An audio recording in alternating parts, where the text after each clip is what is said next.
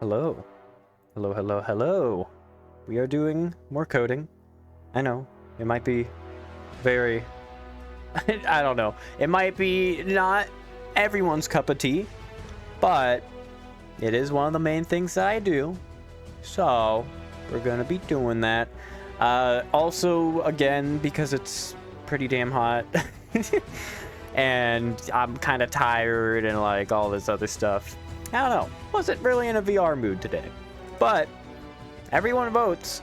Still getting lots of work on it. I think earlier today I converted all of these right here. I don't think that was like that last time. Pretty sure. So, this is what we're doing. We're going to be touching... I don't know why I'm on upvote handler. Let me close all this. We're going to be looking at Timeloop. So Timeloop is the main... Also, I'm going to play off this music really hard because this has to be super epic. So, Timeloop is the main function of the bot. And Timeloop is what makes the bot tick. If Timeloop were to ever fail, everything would go to shit. If this function is not working in its entirety, then we are all doomed.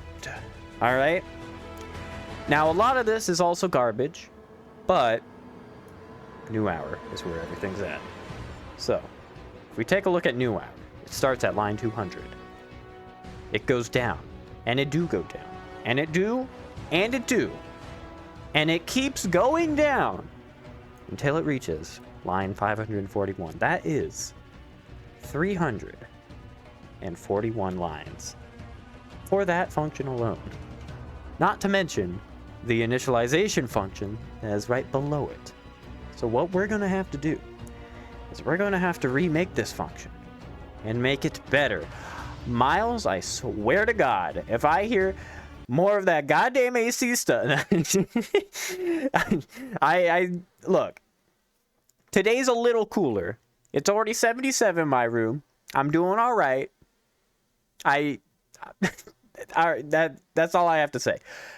Anyways, we're gonna be remaking this without AC. No AC will be present during this stream. And you just missed. I was doing a complete. You missed this epic speech that I was doing, Miles. You completely missed it. It's completely your fault because, you know, I have a schedule. Obviously, you should check the schedule. This music's too fucking good. This is from Anthem, that fucking game that flopped. It's actually a fucking banger of a song. But we're gonna be remaking this. And I'm gonna let this music play just for one more second. There we go. Perfect transition. All right. Maybe not perfect. Not perfect, but that song is a banger. That sounds like Marvel, and it's freaking wild. And it's completely copyright free. It's beautiful. Anyways, well, of course I say completely copyright free. Nothing is completely copyright free for the most part, but it's fine. It's fine. Let's run the bot. Wait, 2.5 pizzas today? Oh my god. That's a lot of pizzas. That's a lot of pizzas. Let me open up terminal. There it is. Wow, look. Oh god. My cat's sitting on my lap right now. And if you know me, I'm allergic to cats. So I'm starting to get a little sniffly. I might have to kick him off my lap. Or kick him out of my lap. No kicking will be involved, alright? I will have to pick him up and I will have to set him down. Cat cam. Yeah, it's just gonna be pointed at my crotch. All right, cat cam. I mean, the cat's there, but, you know, he's just hanging out.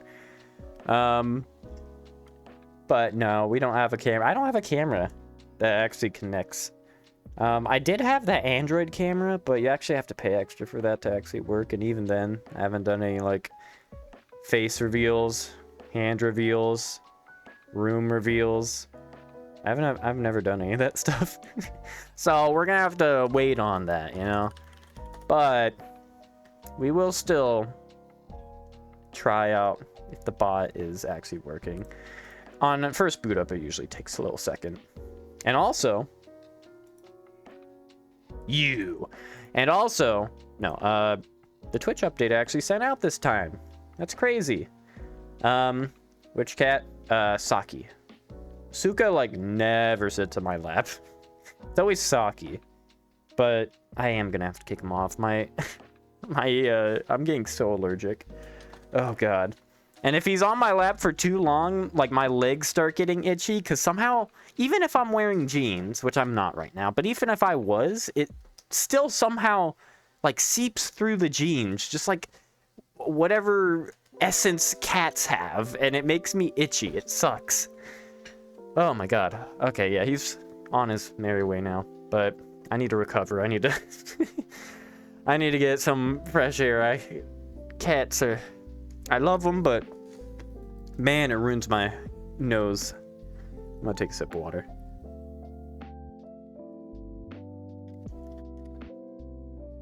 Okay. Whew, cool. I should be fine within like 5 minutes, but I am nasally right now. And I don't want that to get worse, because I just started the stream. So... Timeloop.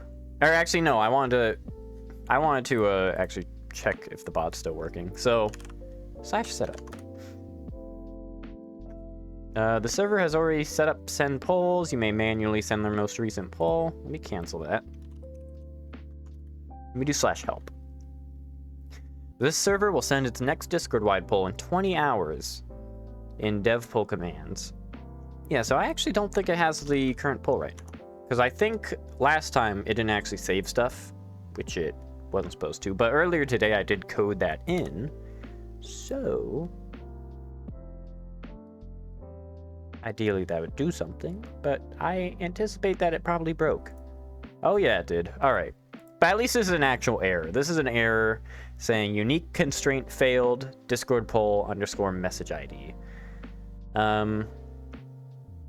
Which is strange. Because that implies that it's trying to add a message ID that already exists. So, we're going to have to look at our database. Our good old database. Look at this. All right. So, servers. I have 2 servers here. Oh, I see what's doing.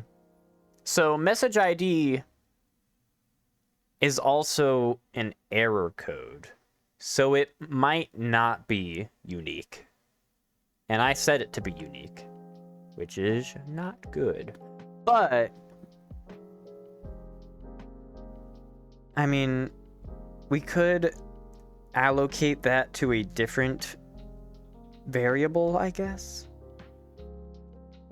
Discord poll _ error. I don't know.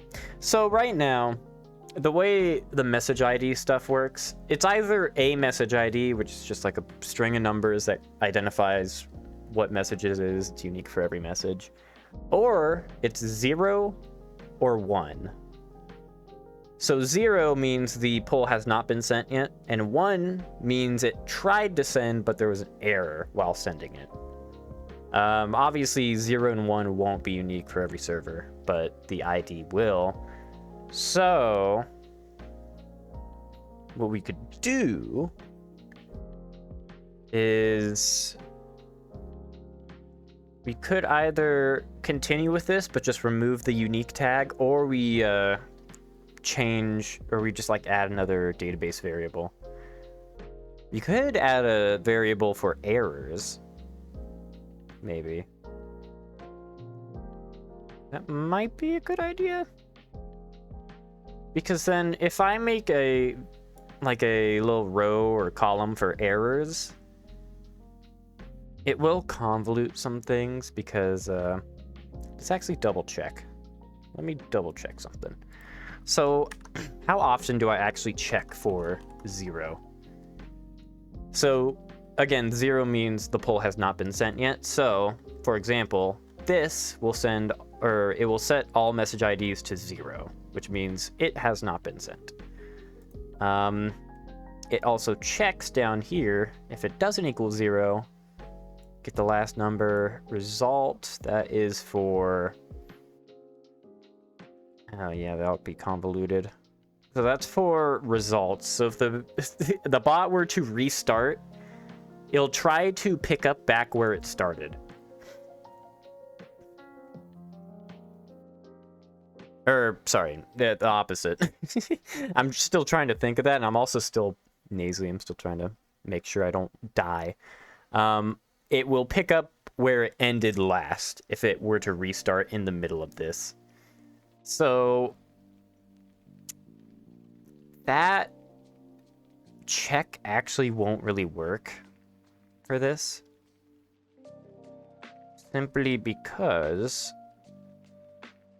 if we do have batching, so in the dev updates channel, in the sukadia.dev/hub Discord, I was talking about rewriting the time loop, which I want to do, but having on-demand polls and having poll batching.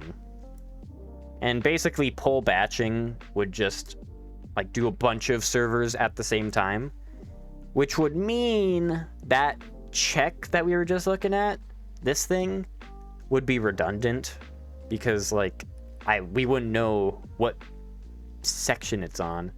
Why does my cat look like an uncooked chicken? Well, you see, he's what you call a spinksh cat. He's very much hairless, but he's like that because genetics, but he's like that. We have that cat because allergies. If I owned a cat with fur, I would be ruined. I'd be really bad. Gib, I'll give you allergies, sure. I'll give you my allergies if you want to take them. No, no, I wish I could get rid of these allergies, man. But no, having a hairless cat means you don't worry about fur, which means fur won't get in the air and on stuff, which means allergies will be much, much better. So I only get allergies when I am in prolonged contact with Suka or Saki. Otherwise, I'm typically fine, unless they've been like on a surface for a while and they just kind of sweat. They got like little, I don't know, sweat glands. I mean, they don't get like sweat, but they get kind of dirty just because they're living beings, and that kind of dirt that they kind of rub off is also like allergy prone. But typically it's fine. It is a skill issue. Yeah, it is quite a skill issue. Very much so. It's mighty unfortunate too. It's fine. It's fine. What I wanted to do is, I mean, should we fix that first, or should we just go straight into Timeloop? So when is, actually, let's look at the other occurrences of 0. If server data dot poll message ID doesn't equal 0, do not continue if error server already received poll. Yeah, that's kind of the same. So if it's not null, I'm trying to figure out where I could just replace these with null. And message ID equals null, that would be fine. And these are just actual numbers, not the actual thing. Okay. If I do that, help. Null, okay. Well, how about 1, though? String 1. That is like the important string. That's a smushed Suka pat right there. Like this 1 would indicate that there's an error, and that's why it shows. It looks like the poll was unable to send correctly in here. Please enable the blah blah blah conversion to blah blah blah blah blah. Just like stuff like that. Setup also sets it to 1. But there aren't actually that many checks. Timeloop sets it to 1. Sets it to 1. 1. 1. I think it should be fine. Yeah. So here's what we're gonna do. We're going to go into database, and we're going to go into Poll? No, server. Poll? Wait, server. Yeah, server. Why you call me EP so much? How dare you? We're going into server, and we're gonna make a error column, I guess. So column, data type. I guess it'll be a JSON, which is just like an array. Declare errors. And it'll be, I don't know. It'll be a string array, I guess? Or null? I guess so. You're gonna leave now and make your bed cold with the AC? Wow. No, you're not. Well, I mean, you are, but... if you are, look. I'm gonna be doing this for a while. But God, you got so much AC. You have way too many cooling things. Damn. You got the nose point. You got like the boop. Suka shock emote. I mean, that's actually a really good combination. You're gonna do it. I can't stop you. But I can stop you from mentioning it by banning.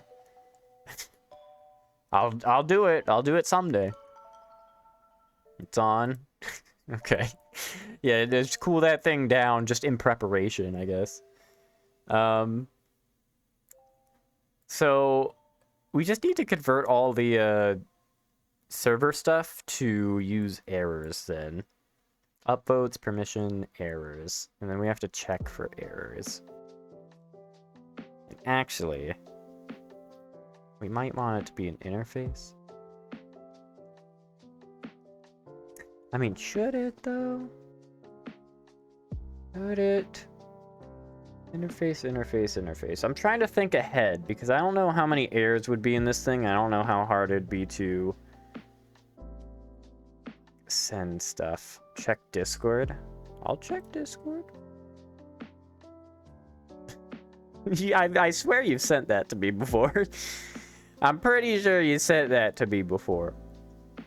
For context, I was sent a picture of my cat and then the raw chicken on stream. Please, if you send it in the media channel in the Discord, then I'll be able to show it because I don't want to open the DM stuff again.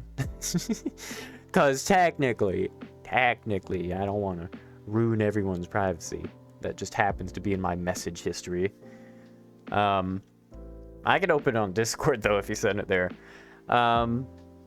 But errors, I think we could just do dot includes. Because I'm pretty sure we could just do like dot includes, and that is something. It won't even let me try it out. That should be fine though. Errors, dot includes, default, doesn't need it. And then this will be message ID. It will be an ID. Channel ID will either be null or an ID. Message ID will be null or an ID. That seems all good. It also smells like weed. It smells like weed right now. I think someone's smoking. It is legalized in California. Or it might be a skunk. You never know. But I do have, again, just a fan in the window. It's pumping all the outside air into here. Because it is 73 out there. It's 77 in my room, which isn't too bad. But, man, I just get to smell everything. I'm not smoking the weed. I would never do drugs. I'm not a drug type of guy, you know? I would never. Oops, I accidentally turned off the wrong thing. I meant to turn off terminal. VS Code just gone. No. I wanted to do message IDs, all that. And then what we're going to have to do... Whoa. Hold on. What happened? Why do I hear myself? Why is my stream open in the background? Hold on. You're not going to be able to hear that, but for some reason... For some godforsaken reason, Opera just decided, you know what, I'm gonna load that browser tab in the background that is on Sucadio's Twitch page, just out of the blue. I just started hearing my voice. I'm like, what the hell? I'm scared. Who's talking to me? Oh, okay. No, I'm good. Jesus, that was kind of spooky. It makes me sound crazy because nothing would have gone through on stream. Or at least I don't think so. No, it wouldn't have. Yeah, I would have to be in the web browser tab, I believe, to actually get web browser stuff in there. But let's create this database stuff. So in order to do so, we need to delete the current database, which I will do off screen, which I will do when I close the database actually in the background, and then I can do it off screen. And then we're gonna run it.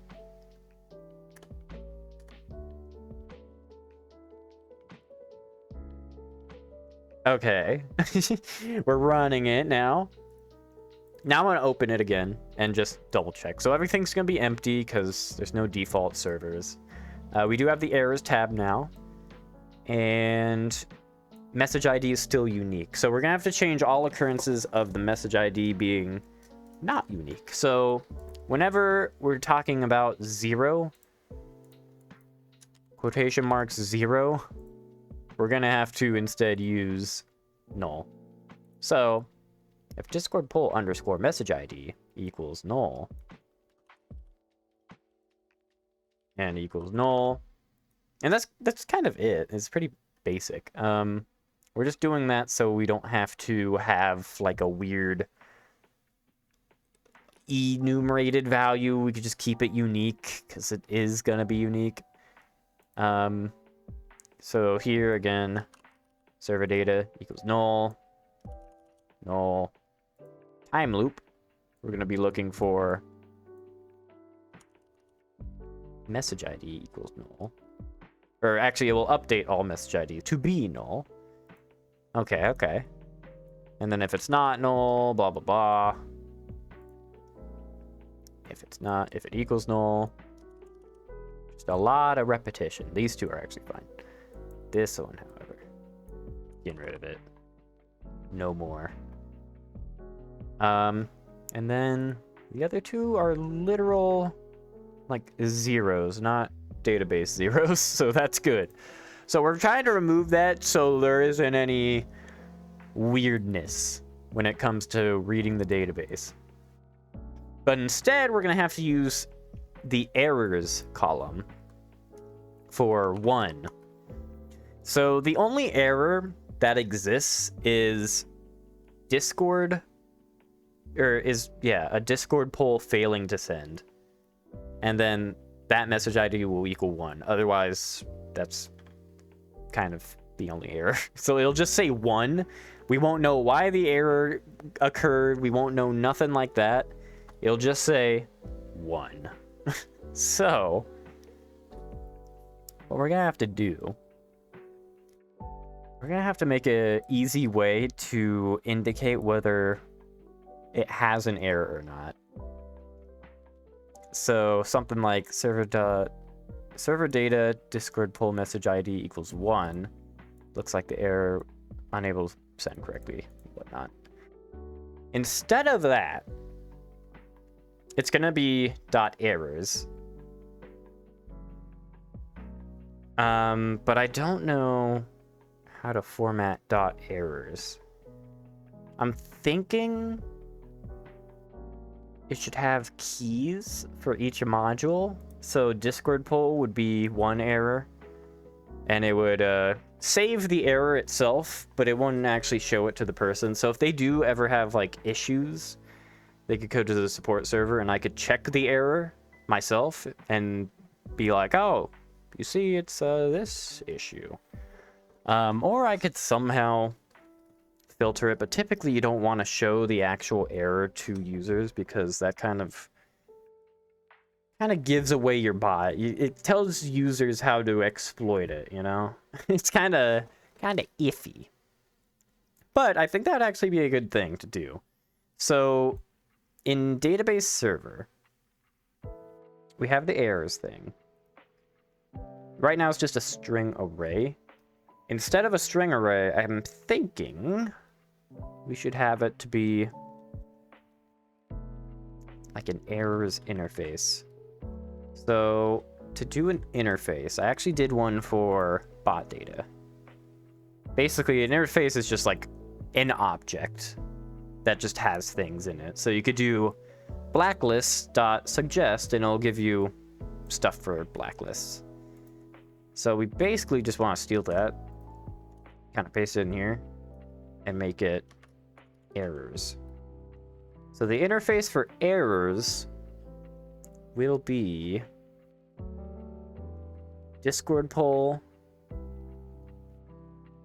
Yeah, pretty sure. So it'll be Discord poll.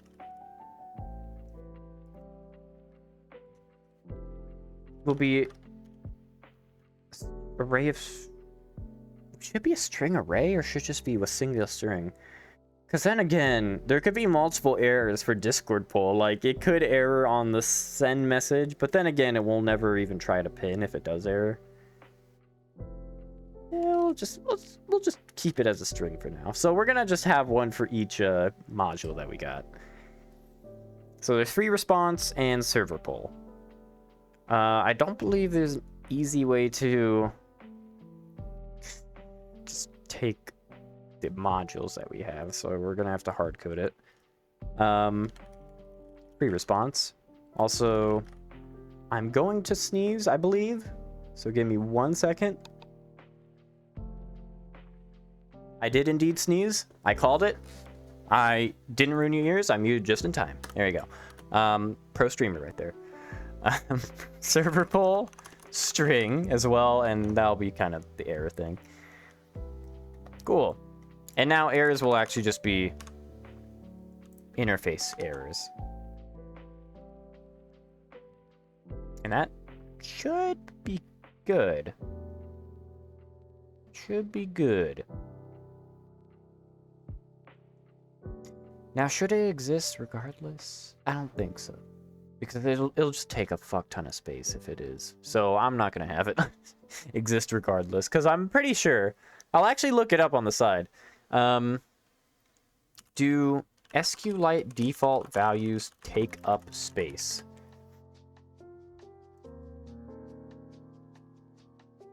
So...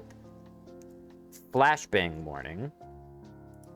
I'm pretty sure I'm going to have to... I have to set the Opera window. 1 second. Flashbang. All right. Will my SQLite database occupy less space if I insert nulls instead of zeros? Both null and zero need only a type code and no storage for the actual value itself. In any case, you could use whatever you want. That actually doesn't tell anything. That doesn't say shit. So back to this. I'm pretty sure, let me just look everywhere. Okay, Google's fine. So Opera updated just today. I opened up Opera today, and now private tabs have like this fucking white bar for some reason. I don't know why this is not dark mode. I guess this is the quote-unquote indicator that this is incognito mode. And I just use that because I don't want the internet history and everything, and I also don't want my location to be fucking shown on stream. But it's annoying. This is like ugly looking. Like this is the only white thing on screen. It's gross.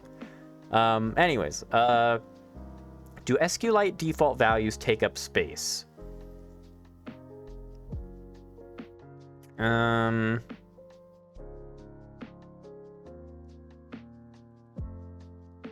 don't know.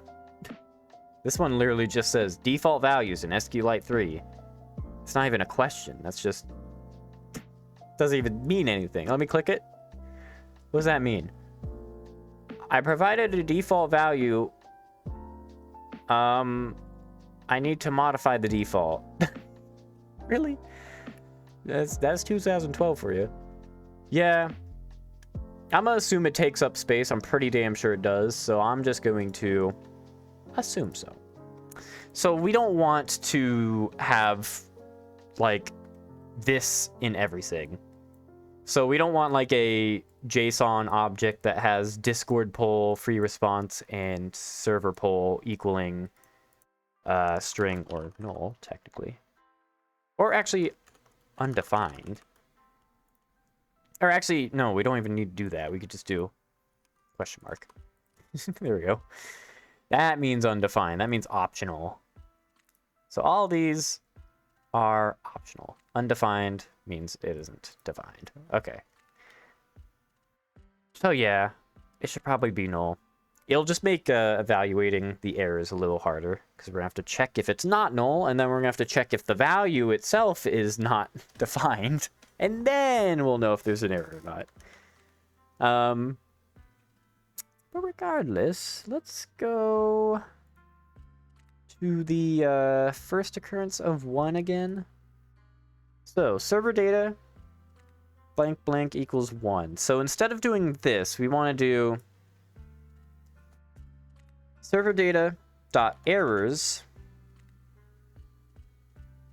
doesn't equal null, and server data dot errors dot Discord poll. Let's just do Discord poll for now. Discord poll doesn't, or actually it doesn't, yeah, if it exists, if it's not undefined, that'll actually just resolve to true. And that should actually be kind of the function that we're looking for. So I'm just gonna copy that and I'm gonna paste it everywhere else. Kind of. Oh, this actually makes it a little difficult. So we can't just update a JSON. We actually have to read the JSON and then take that value and change it. But actually that should be fine. So server data dot errors, if it exists, then so difficult. I think I could actually do server data.errors.discord poll, and I think I could do a question mark. Is that legal? No, not in JavaScript. Actually, that is actually totally that is totally illegal in JavaScript. Let me not do that. In TypeScript, I think you can do something like that, where it won't continue if it doesn't exist. But in JavaScript, it'll get mad. So we're gonna do this for now. So server data.errors, if it exists, then server data dot errors dot Discord poll equals missing permissions. Maybe, I guess. Well, this is actually if it errors. I see why it's doing this. I see why it's doing this now. So I'm actually preemptively setting it to 1, but then this is supposed to override it so it never will actually error. So it's actually kind of weird. I don't know if we want to do that. That's kind of a bad practice, I think. We need to check if send to actually succeeds. So if send to isn't null, if not send to, then server data dot errors. Well, did I copy it? No, I didn't. Crap. All right. Well, server data dot errors, if it exists, server data dot errors dot Discord poll equals missing permissions. Otherwise, server data dot errors equals Discord poll missing permissions. Something like that, I guess? I don't know what to put as the string for the errors. Ideally, I would just be able to pass in the actual error value. Maybe I should actually do. If I go to send to, I could try to send it, and I could catch it. This will also have to change. I could catch it, and if I catch it, it'll actually already do the same exact thing. So what I could do, instead of doing that, I could just... Where the fuck am I? This is Timeloop. I'm in here. I need to take this, haul my ass over to polls, and do something like that. So server.errors, server.errors. This is actually working fine. That's good. And then server.errors equals. Cool.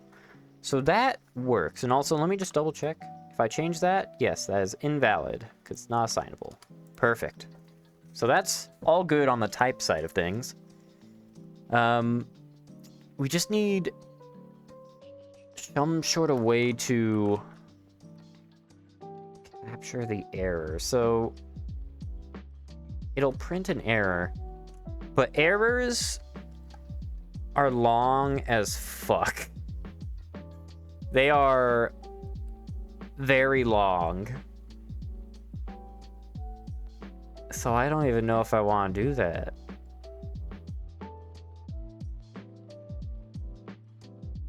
Honestly, I probably won't. E unknown. I probably won't do that. I'll just do missing permissions. I'll just do error, honestly.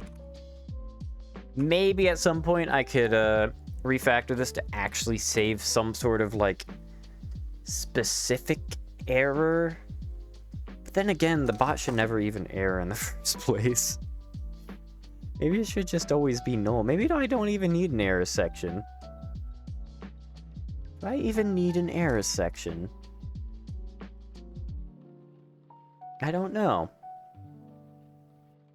Unhelpful error message when you don't know what to write. I know, right? I don't even know if I want to save errors. I honestly, I'm feeling like, you know what?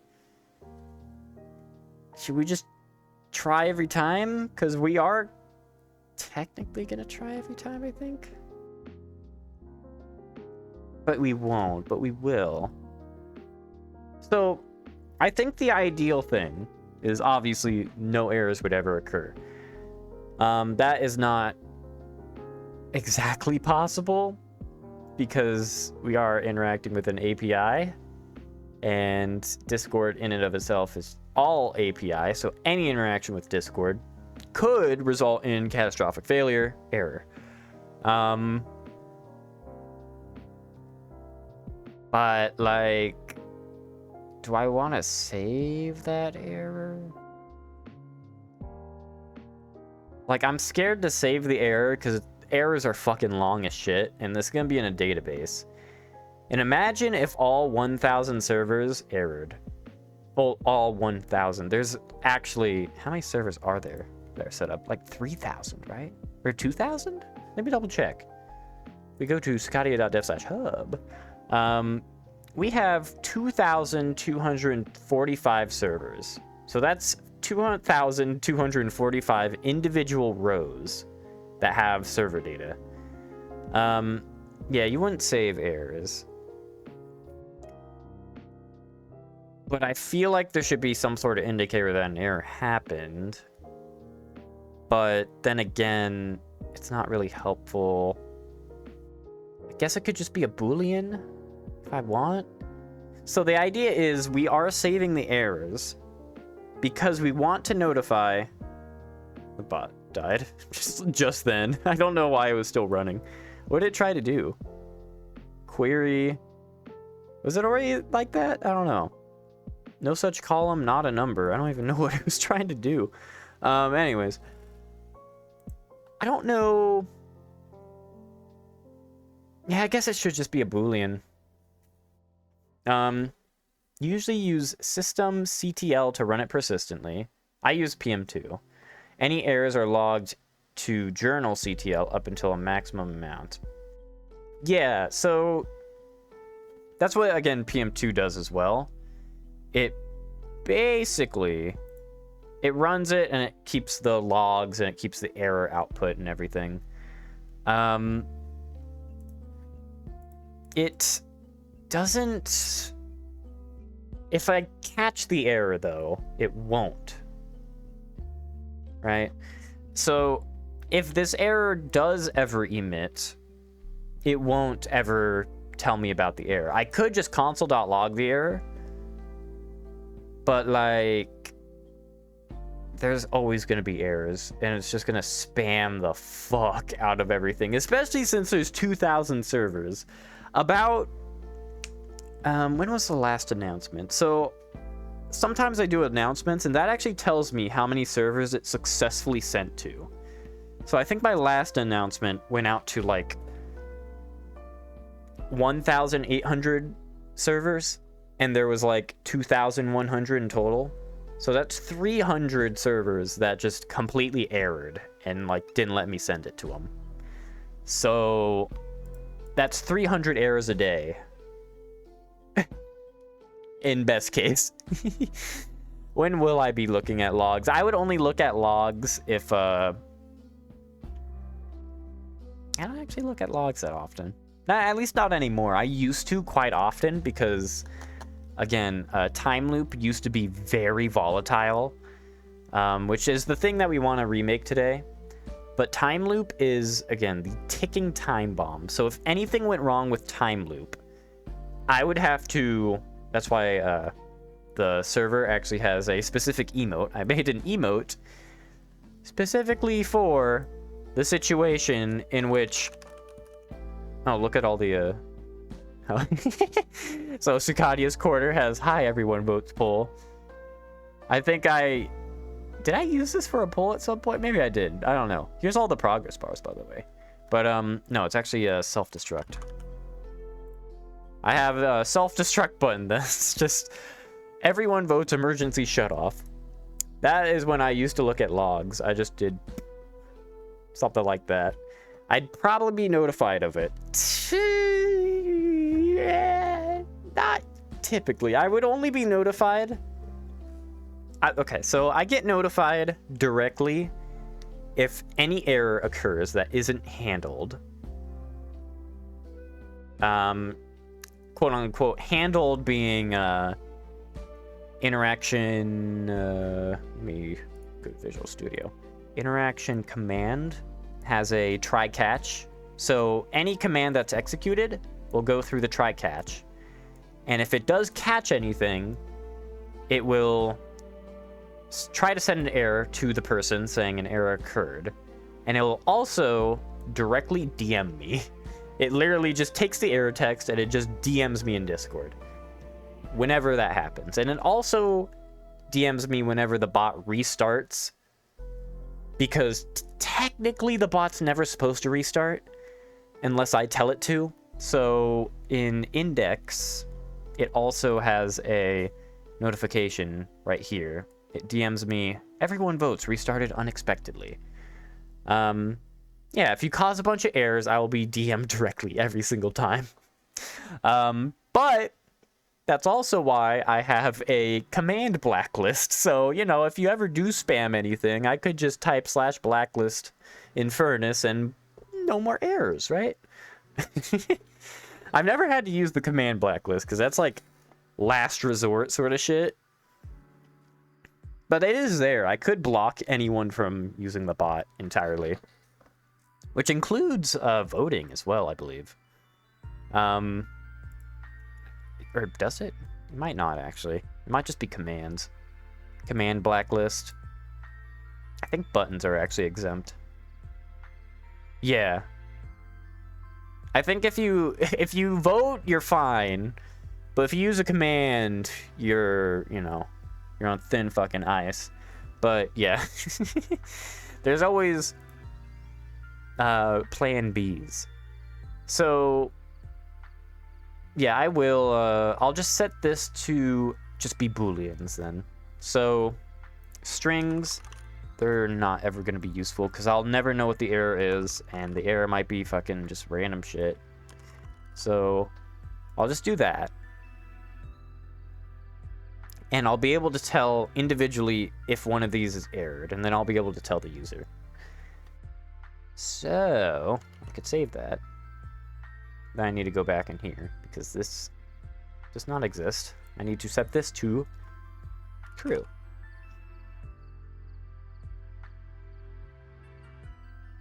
I mean, it'll never be false, though. It'll never be false, though. But, like, it's fine. It's fine. Like, I'll never set this to false. I'll just remove that parameter because it's optional. But this should work. This is fine, I guess. So message ID will never be set to 0. This does mean I have to do this in every single section.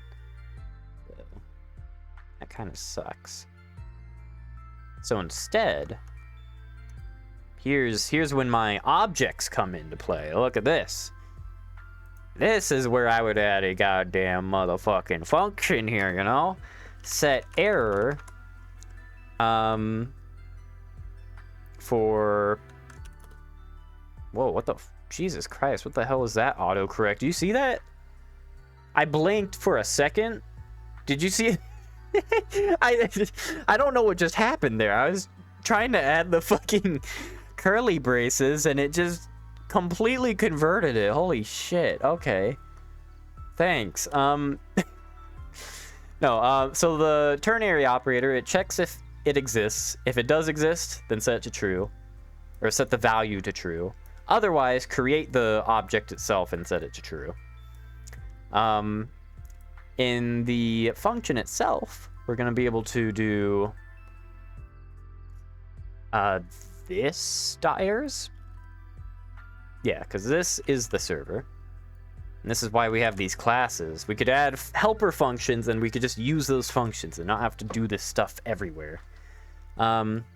Didn't know you could use assignments in the case. You could do anything in the fucking ternary cases. You could do anything you want. You could fucking turn this bitch into a... I'm sure you could probably turn this into a function that executes itself.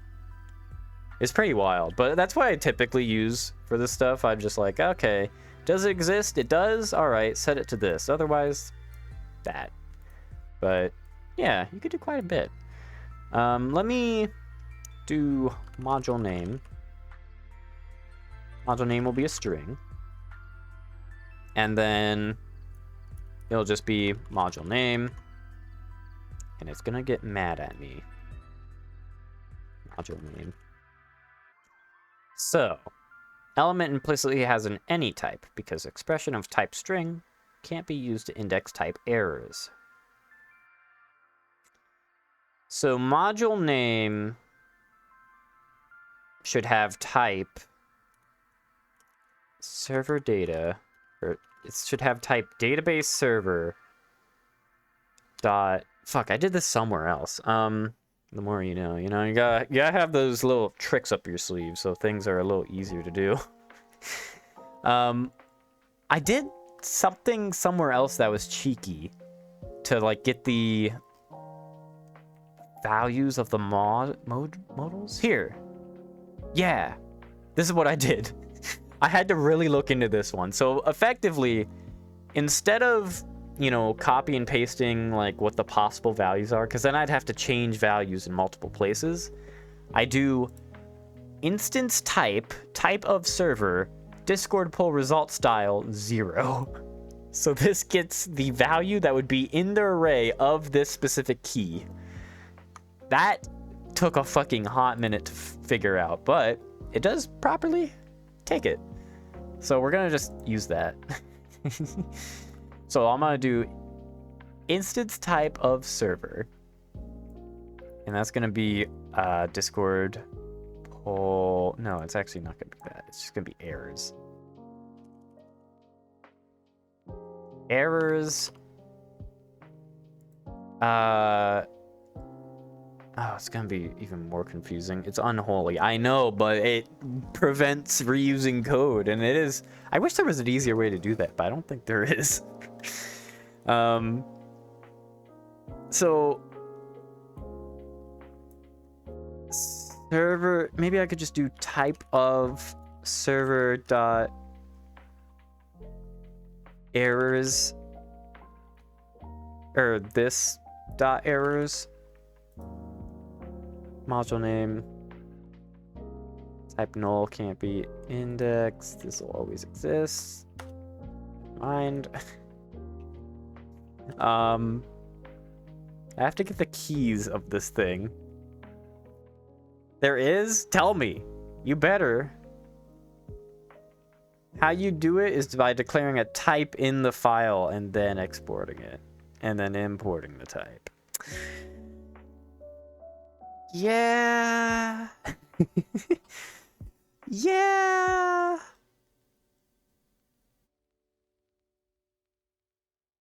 Yeah, I guess I could do that.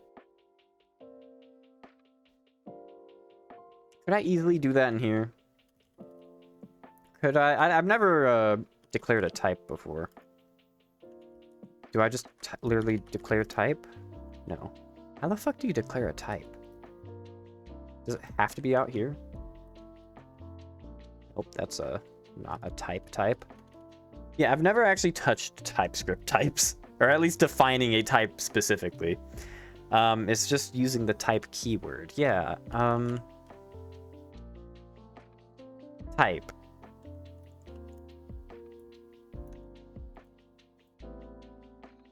Oh, okay. So it did actually highlight. So type, and then I probably have to name it. Type, name, that. No? Equals. And then name is a type. Okay. All right. That works. So type. Now the thing is, do I have to have it all the way the fuck up here, or could I just stick it right here? Fuck. Does have to be up there. I don't want to have to scroll all the way up to change that, but fine, I will. I have to have interface up here too because it can't be in the class itself. So I guess we'll have more stuff up here, but yeah, that'll be a lot easier. So this will be, what would be the name convention? I guess it would be capitalized. So type result styles. Discord pull result styles.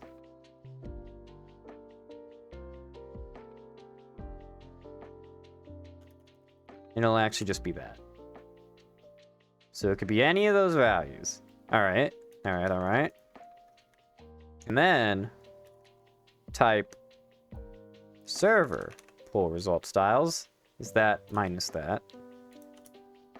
Okay. And then we take that, we stick it in the array. All right. I also have it quite a few other places too. That's fine. And right here for server pull result styles. Wow, look at that code, beautiful. And then we just have thread styles as well.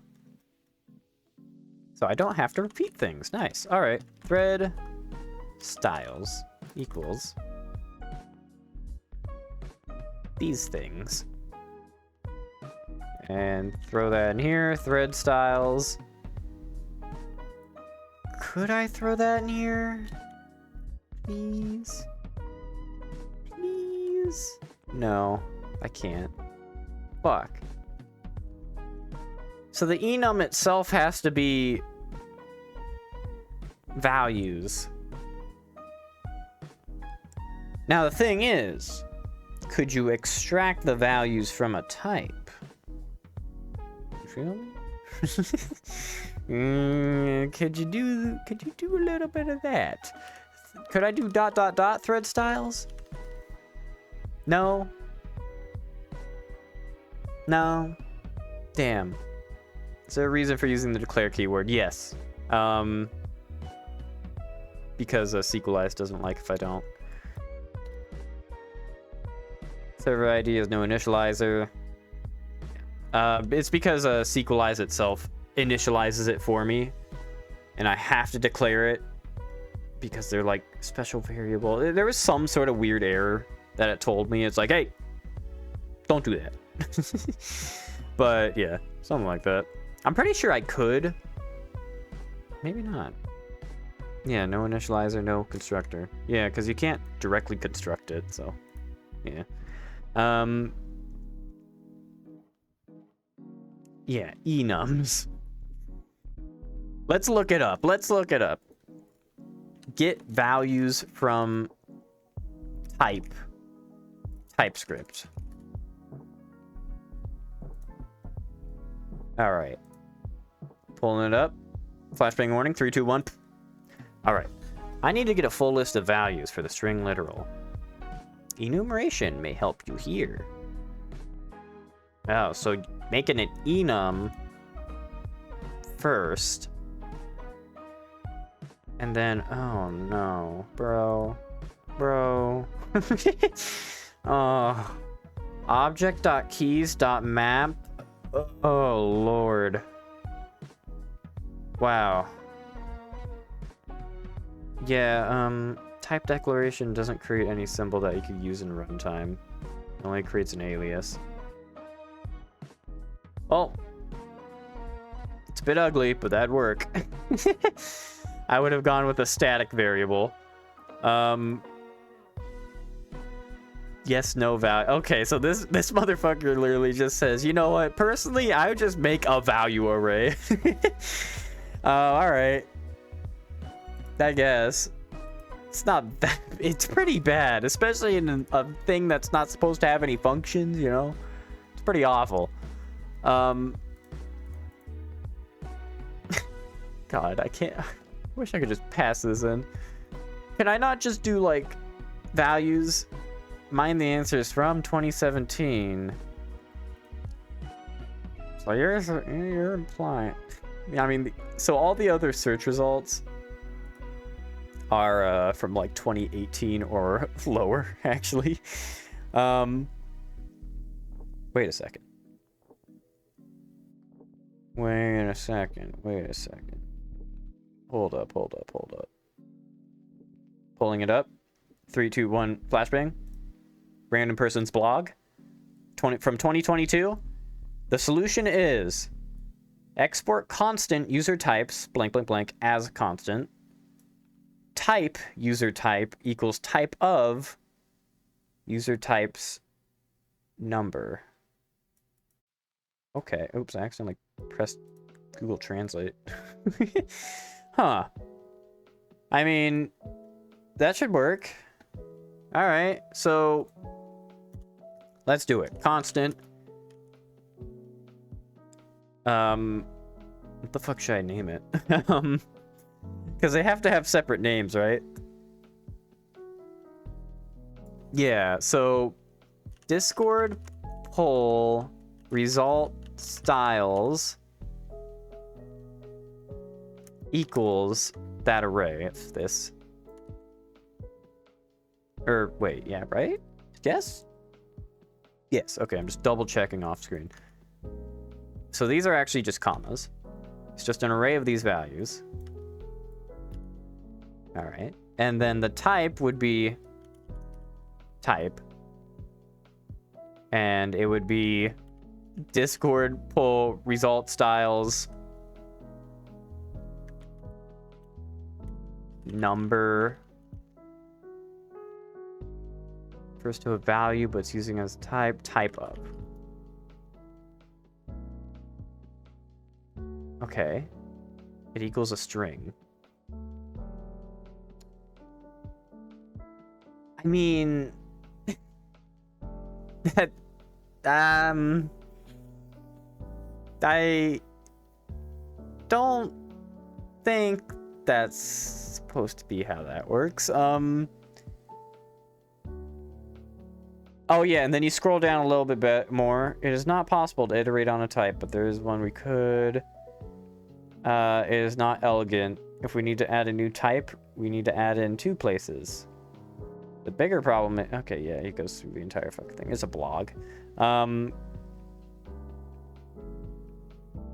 He does it as constant. I don't know if that changes anything. Oh, wow. That does change everything. Holy shit. You have to do as constant. Interesting. Okay. All right. That works. That works. Yeah, sure. I'll take it. I'll fucking take it. So then we could take this Discord poll result styles. Place this with type. We could take that. We can bring it down. Well, we actually don't need it for that, but we'll keep the sort of syntax. So server poll result, server poll. This only has these values. This will be server. I know, it's very genius. This has the proper values now. All right, all right. Should I keep them? Yeah, well, yeah, I'll keep a new line in between. I'm just like, this is a very big decision right here. Do I keep them together or do I put a new line? I should put a new line. I don't want to, but I need to. As constant, so that works. Server poll results styles. Let me go back down, turn this into type, and then enum.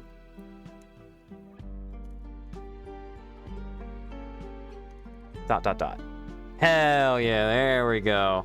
Hell yeah, I got that rest. Get that rest out there. Cool. That's pretty tasty. All right. Now thread styles is a little, it has null as a value. Add semicolon. You shut up. I'm not adding. You know how long that would take to add semicolons? You're insane. I could probably get ESLint in here and it'll style it or whatever. But nah. JavaScript semicolons, I'll pass. Sunk cost. Hey, look. There's like a bazillion lines in here. So like it ain't happening. I'm pretty sure there's some sort of something. I have like a code time thing. I don't know if that says lines right here. But I'm pretty sure it has like my real name in here for some reason. Like the shit that's like, oh, you have to enter your first and last name, by the way. We're gonna sell your data. I don't trust opening it right here, but I don't like semicolons. I know I'll do semicolons if it's a new project, but hell no. Yeah, no semicolons, none. I'll have a computer do that for me.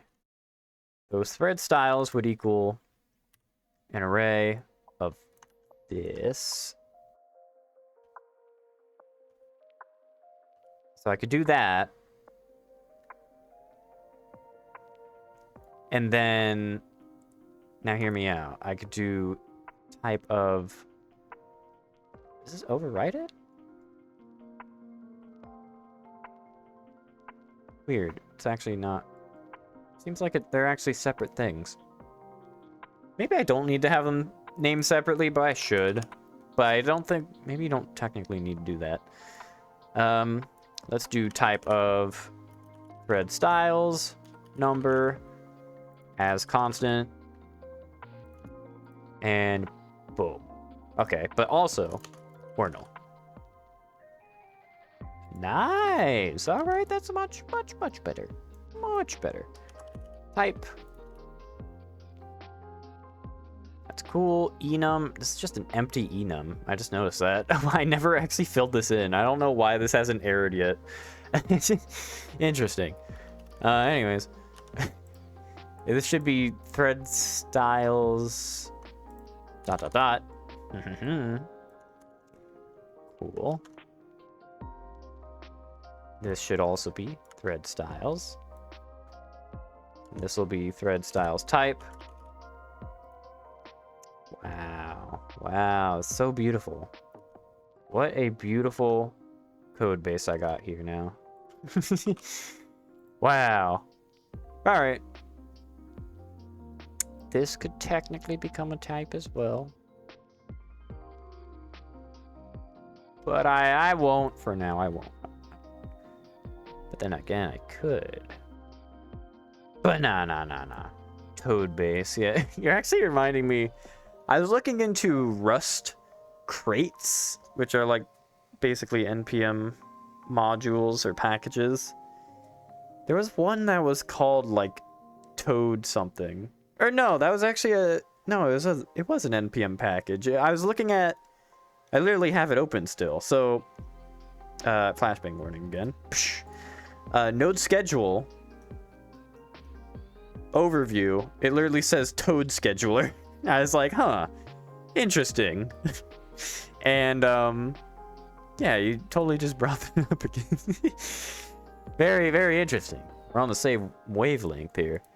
The Toad base, Toad scheduler. Well, that's cool. We got those types there. So now I could go back into server. So I could just do. So it's part of database, right? Right. So I should be able to do type of this dot errors. Or no. Module name would have to be type of. Fuck, it'd have to be a key. I forgot. This is a completely different thing. This is actually completely different than our little tangent that we went on. The tangent that we went on was, what were we looking at? We were looking at this, result type. We just want that to be server dot discord pull result styles type. Right? Right. Server only refers to a type, but is being used as a namespace here. Can I not just... How do I get the type from server? Do I have to do... Solve. Okay, so can I just throw this... Do I have to... I have to export the type, huh? I should probably do that. Let me export that type. Where is server? Wait, it's not a server thing. Oh, it's a database server thing. So, yeah, it is a server thing. Database server. Here it is. Export type. Export type. Export type. Can I export these? I can. Would I want to do that? Nah, not for now. All right. And then, yeah, they're running late. Yeah, I got that Toad scheduler. I actually looked at it. It's actually not that useful compared to Node scheduler. I don't know why it recommends it. Server data.errors. I'm so confused. I don't know what I was looking at initially. Being lost. Where was I? Not there. There I was. Okay, it was pull. Result type equals server dot. No, it's not even gonna be that. Can I just do data? Fuck, what was it called again? Discord poll results type. There we go. Imported from functions database server. Oh lord, you have to import it separately. Well, if you gotta do what you gotta do, I guess. This fucking import pile, this import heap is gonna look hideous at the top. I also like how it kind of naturally has like a little curve to it. Like if I were to just do that, look at that. Look at that curve. I actually like, I don't know, this might just be me, but I like organizing the imports at the top from longest to like shortest. That might just be me, but like text wise, I put this like right up here. And I put these two right down here. But it just kind of looks nicer most times. Probably just me though. But it's very annoying just having a fuck ton of imports here. But that did fix that error. So module name would just be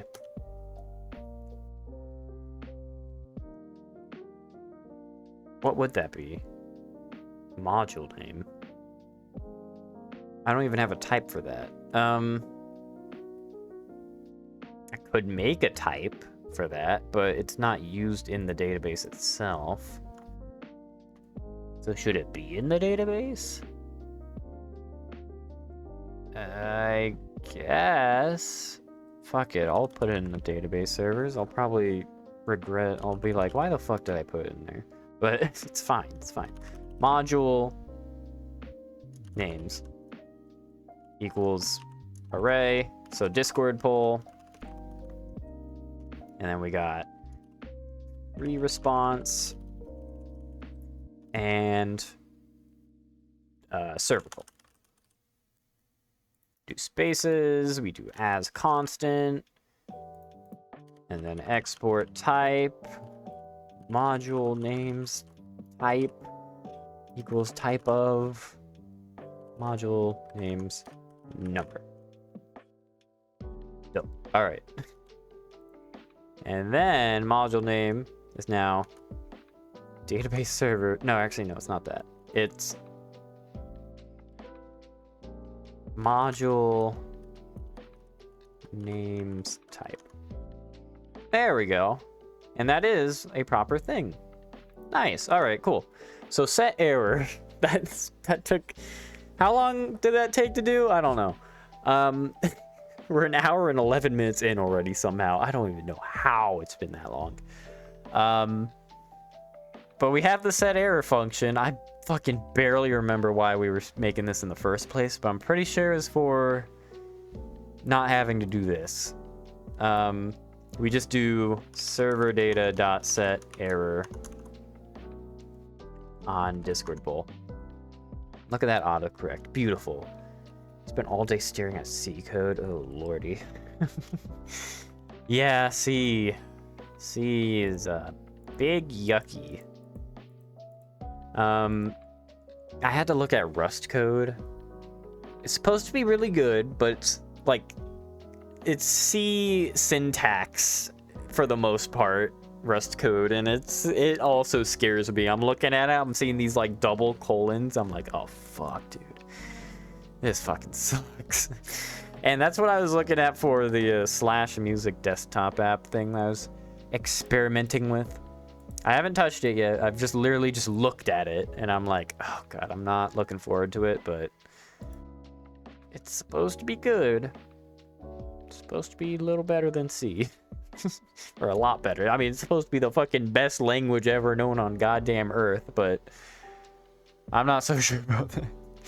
I'm a JavaScript junkie. Now TypeScript too, but JavaScript is like my main thing. Results. Why is this not saved? I guess I just never save this stuff. Help. No errors, right? All right, sure. Cool. Let's go back to here. Let's look at what's setting this to 1. So we don't want this to ever set to 1. So set up server data. That should never be 1. That should actually just be null, actually. So let me set that. Ooh, good old null. But then again, message ID will default to null. Right? Let me double check. Message ID. I believe if there's no default, it'll just be null. So that should be good. So, you haven't found the motivation. Yeah.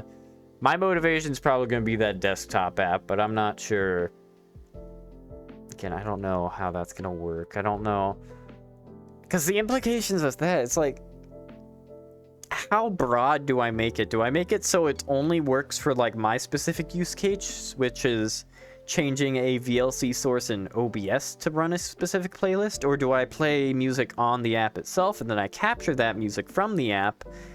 But then what if I don't want to listen to music on the app, but I want to listen to it on OBS? Then it's like, well, fuck. I could make an audio thing, like output thing, but it's such a pain. Initial period where you take 5 ever to do anything when learning the language. Yeah. Like, you just stare at it and, like, every syntax error is happening. It's awful. But you fuck around and you find out. That's what I did with JavaScript. I was scared going into JavaScript. Same with Lua. So, the only 2 main languages I've ever touched is Lua, because when I was younger, I was like, oh, I want to do some Roblox stuff. So I went into Lua, and I had no fucking clue what I was doing. But I figured it out, and I was able to make, like, a game. And then I moved on to JavaScript for the Discord bot stuff. And now TypeScript, which is... It also has a learning curve a little bit. I was getting, like, super stuck.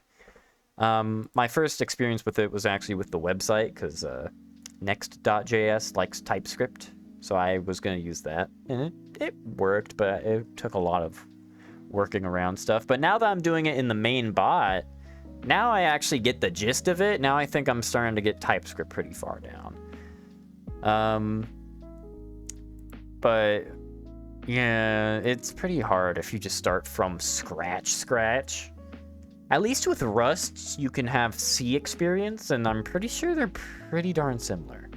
I'm pretty sure the syntax is really close. But yeah, I don't know how close. I have no experience in that field. Ignore hour if server is in outage. So this would actually just be server data.set error. Right? Server data.set error. There we go. Set error. Discord poll. Look at that. Oh, it's so beautiful. This is what I've just been wanting my entire life. Fucking just autocorrect with the values that I want. Oh, beautiful. Oh. Syntax is a bit removed. Rust has a very Rust way of doing things. Hey, the people that use Rust, they're hell bent on saying, hey, this is the fucking best way to ever do things ever. And I don't doubt that. I'm pretty sure it is fucking really good. But, like, I don't know. It's kind of scary going into it because I don't know what to use it for either. Like, again, the only Rust thing I could use it for, or the thing I could use Rust for, is that Tory backend stuff, which is, like, I don't even fucking know. But, yeah, I don't know. Some point. But yeah, what do you even use it for? You gotta find a project to use that language in. And it has to use that language quite a bit. Because even with my backend stuff with Tory, I don't feel like I'd even touch Rust that much. Because it's mostly front end. Because you're just making the application. And then the front end just kind of sends some functions to the back end. And it just waits for responses. So it's not even that involved. But, like, when you're making a Discord bot, on the other hand, you have to go through fucking making multiple files. You have to make sure the files can connect to each other. You can make sure, you know, the types are all correct when you're doing TypeScript. It's pretty involved. In a relative sense. But, yeah. Database prefix. So, in this case, I could actually just do server.set error. Database prefix. Oh, you see that? Because it's a database prefix. I'll do the same down here. Cool. So the value 1 is no longer used. Right? This dot get value question mark 0, otherwise 1. Yeah. Yeah, that should be good. Cool. So I think we completely converted the error stuff, and message ID will no longer do what we call in the field fucky wuckies. So, oh, actually, so speaking of it, it looks like Everyone Votes did unexpectedly restart about 12 minutes ago. So Everyone Votes has been restarting like about, on average, maybe 2 or 3 times a day. I'm pretty sure it's a memory thing. I think I think it's running out of memory. It is a very scientific term. I think I need to upgrade the VPS. But, like, that costs money. And it's not too bad it restarting a couple times a day. So I haven't upgraded it.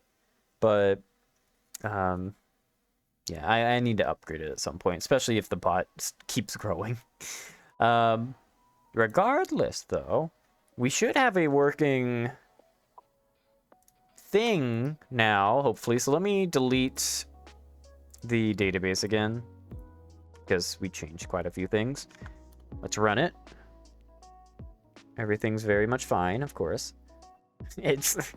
Sometimes it's running on a thread, but somehow, just from a miracle, I've made all these changes, but the bot is actually really stable right now. Like, if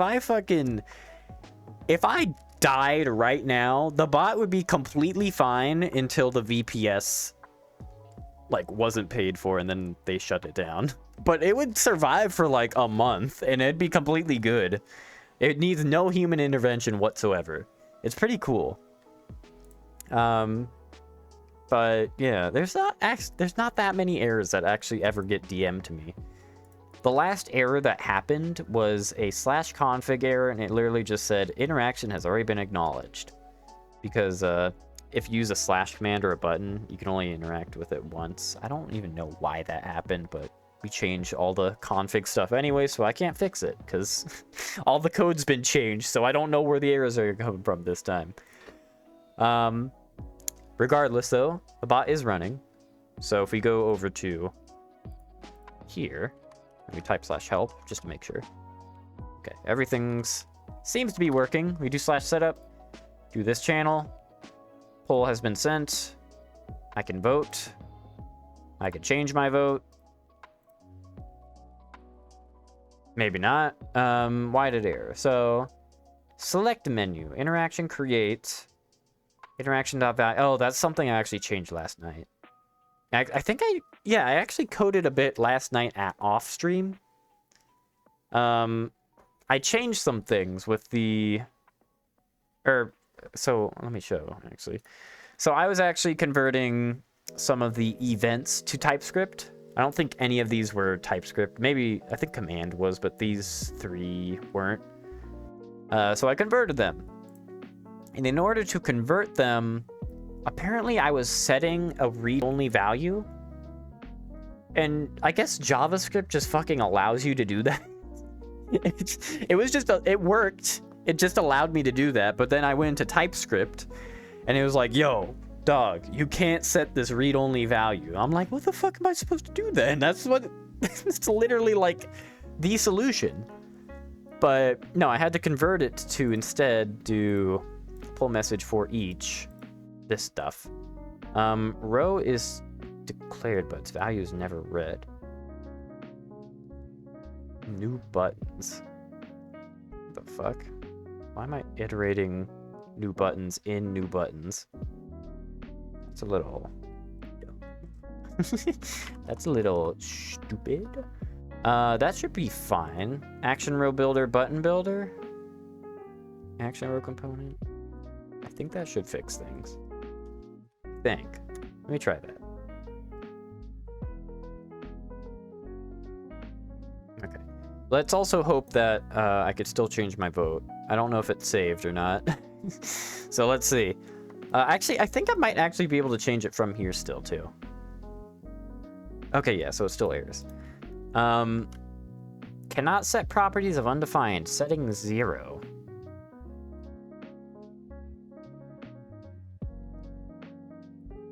$38, $39. Wait.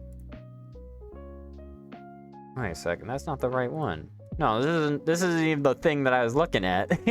We fixed an issue that actually didn't exist yet, but we fixed it. That is actually definitely an issue. No, it's actually up here. It's this one. This is the one that we need to do.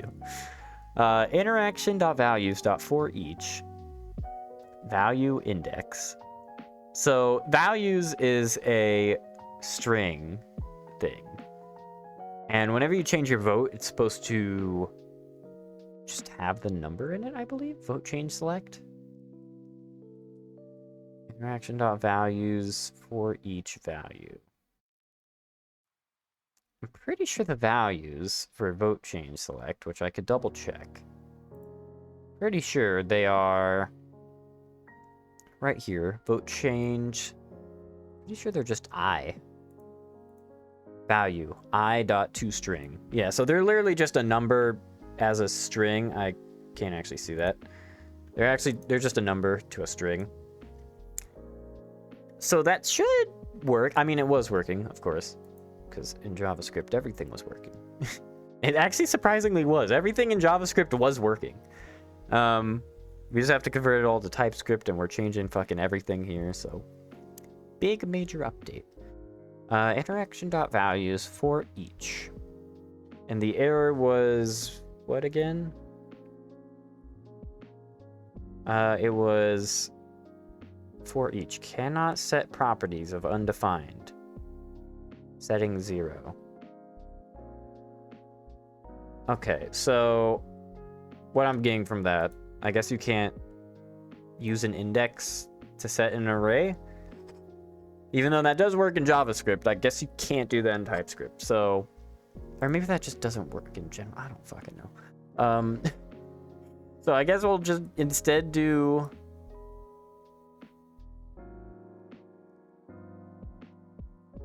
I don't know. Hold on. Index.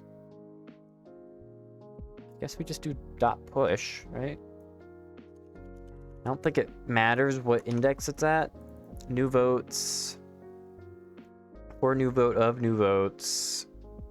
Vote results. New vote plus plus. Yes. That should be fine. So we don't actually need index here. All right. That should hopefully fix it. Let's run it again. Go back to Discord. Again, go back to the existing select menu. I only know there's only a couple of like buttons and select menus that are always listened for. Typically, the bot like listens like for a set amount of time, then it edits the interaction. But a few of them, I just fucking listen at all times because I'm like, whatever. Again. Cannot read properties of undefined. Reading put. Oh, I didn't even set it as an array, did I?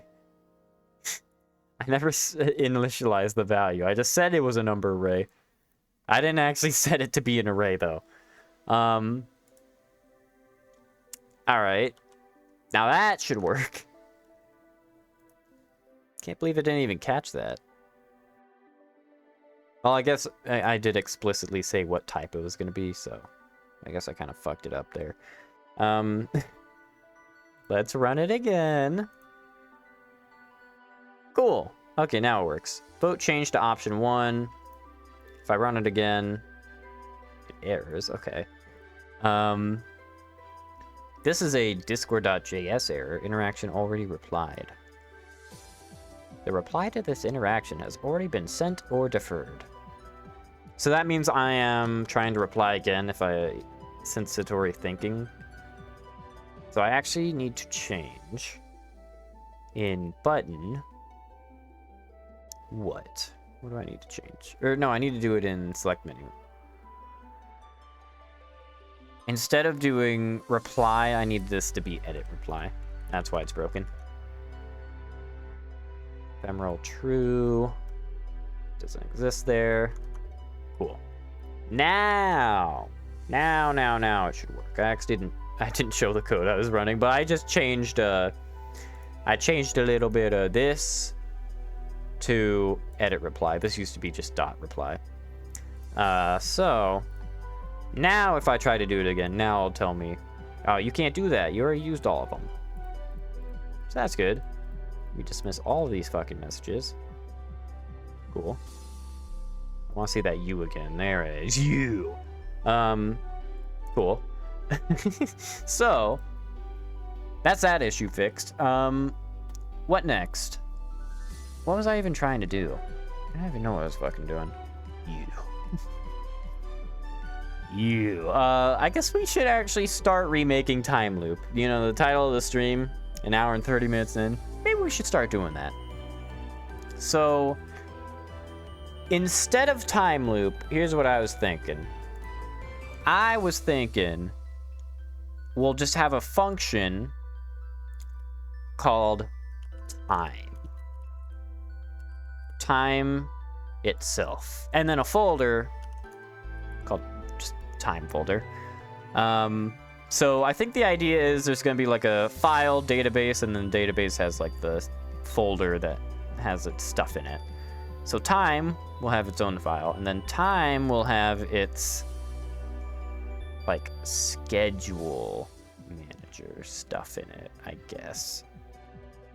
Right? I should also make a schedule manager. Let me do that.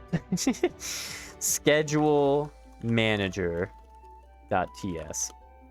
So before the stream started, I created I installed a new package, and that is the node scheduler.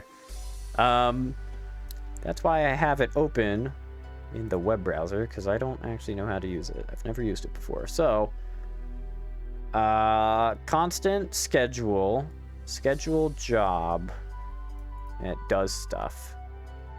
All right, I could do that. Import schedule from node schedule. Schedule is declared. Cannot find declaration file. Try getting types. It doesn't have types installed automatically? Wow. All right. Let's install the types then. At types / node schedule. Watch me just install a virus. Cool, that should work now. Well, actually, it literally did just update in the background. Cool. So we have the types now. Schedule is declared. Show code actions. What the fuck? Oh. Remove import. Yeah, no, I'm working on it. So export class. Schedule manager. All that. Can it be a static class? No. Can I not specify it to just be always static? I guess not. Just trying to fucking put static anywhere. I don't think I can. I guess not, but it will always be static, so 'tis fine. So schedule manager is basically going to be client manager, but with a schedule. So I'm just going to fucking yoink all this shit and fucking static schedule equals schedule, right?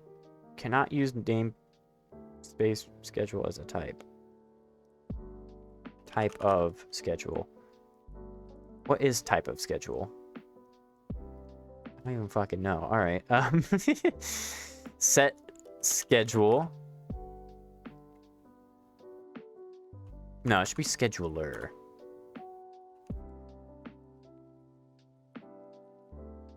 Right? Yeah. Yeah. I think. I think so.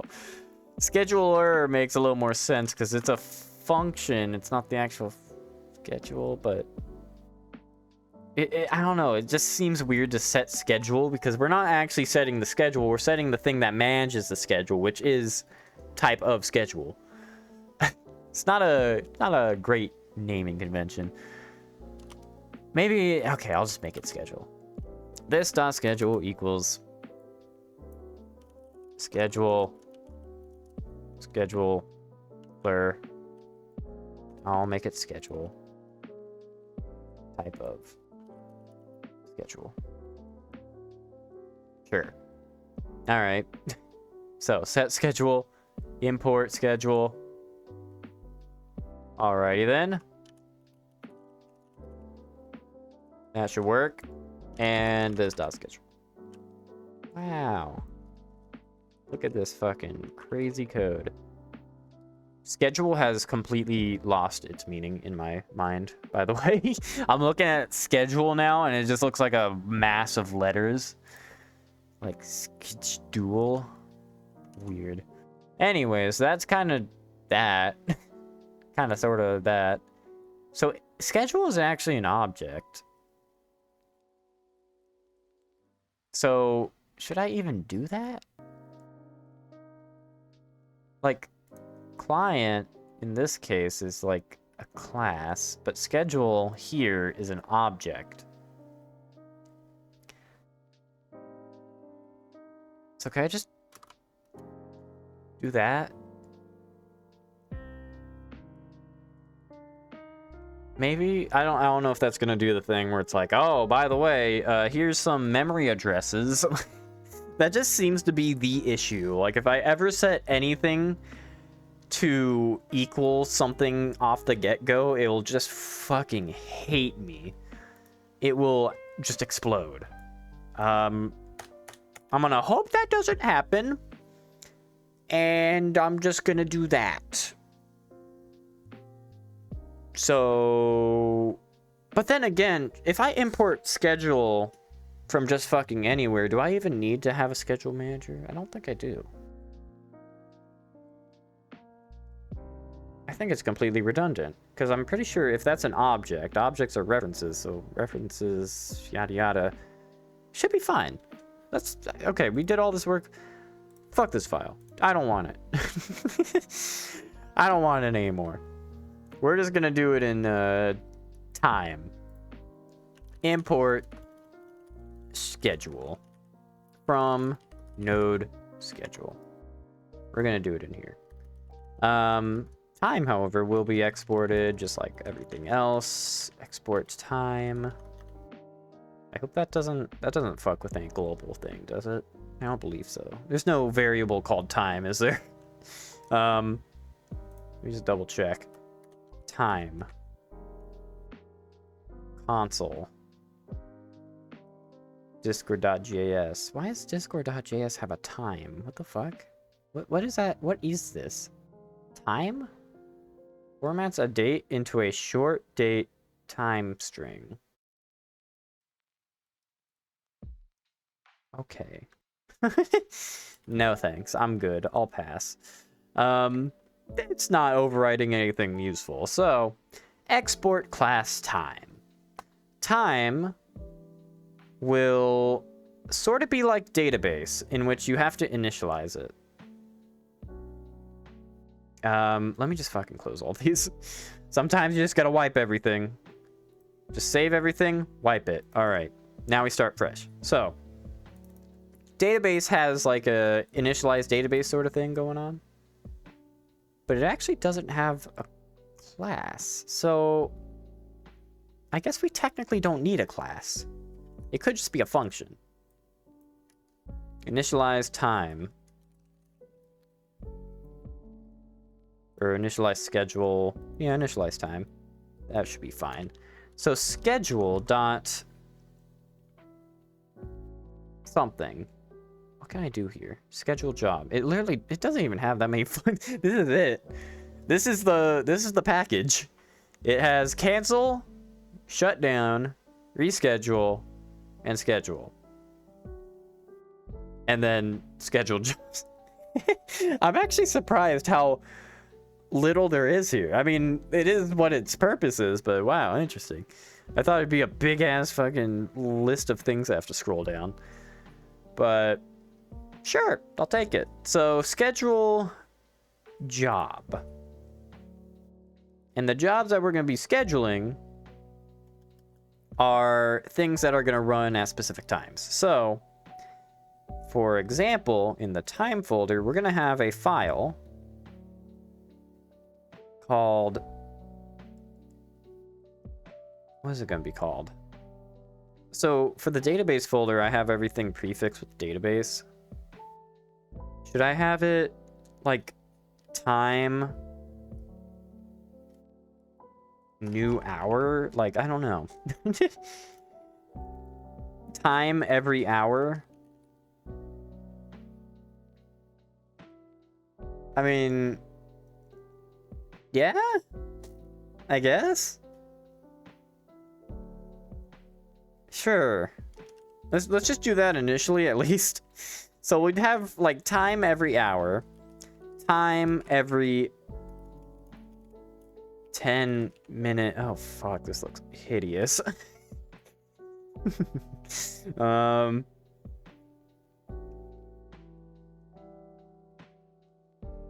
Maybe we should name it by what it actually does instead of...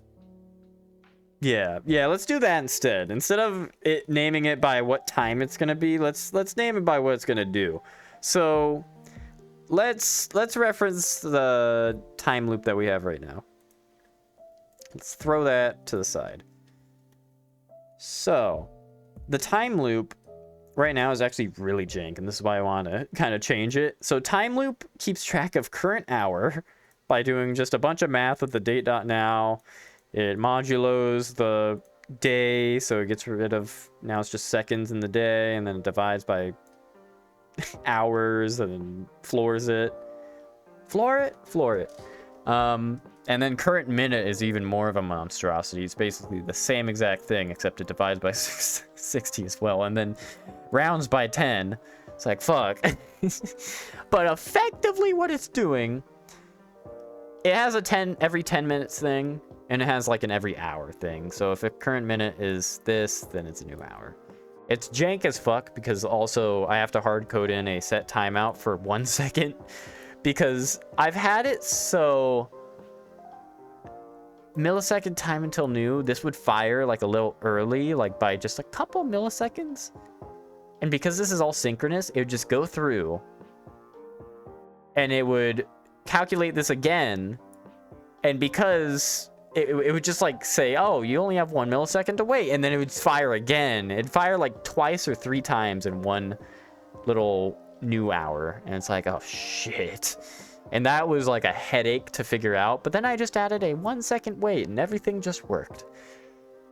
But no, we're not going to fuck with that anymore. So we only really have an hourly thing and a 10-minute thing. And we also actually have a on hour 23 thing.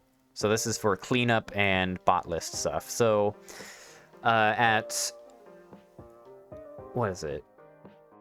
Midnight UTC is when the poll sends out. So at 11 p.m. UTC, the bot does cleanup of supporter status. It checks supporter status, so it notifies if they left the server or whatever.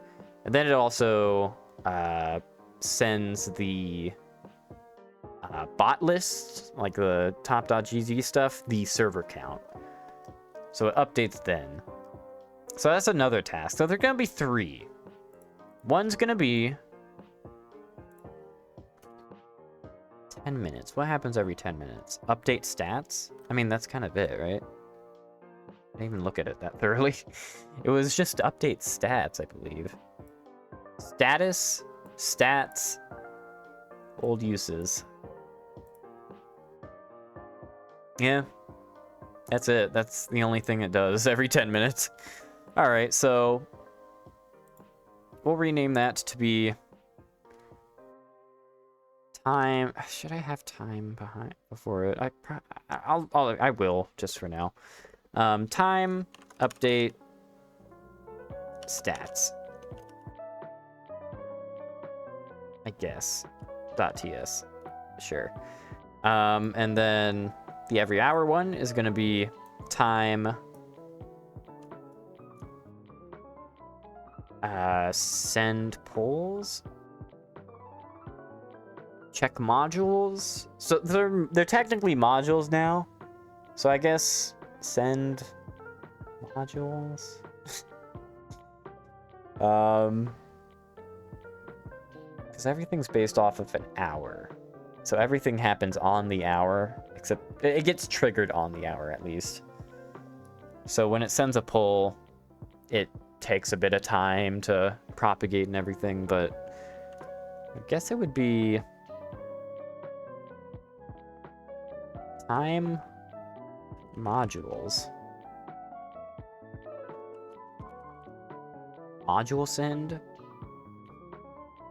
Send, let's just do send modules, because I'm doing verbs first. So time, send modules, time, update stats, and then time, cleanup time. There we go. Nice. So, what I'm thinking is that all of these will actually... Oh god, this is actually gonna be a little painful. So, I think we're gonna have to make an interface. Because the idea is, I think I'm gonna have the time script read all of the scripts in time and like extract when it should be scheduled from there. So it doesn't do it automatic, or it doesn't do it itself, but it, you know, takes it from the file itself. So to do that, we do need an interface. So time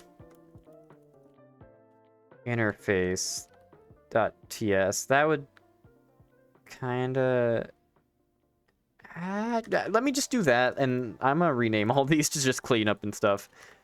Because I don't like the everything being time, because time interface kind of looks like a module at that point that would actually be sent. I think that's a bit better. I think so. So we're gonna make an interface. Interface?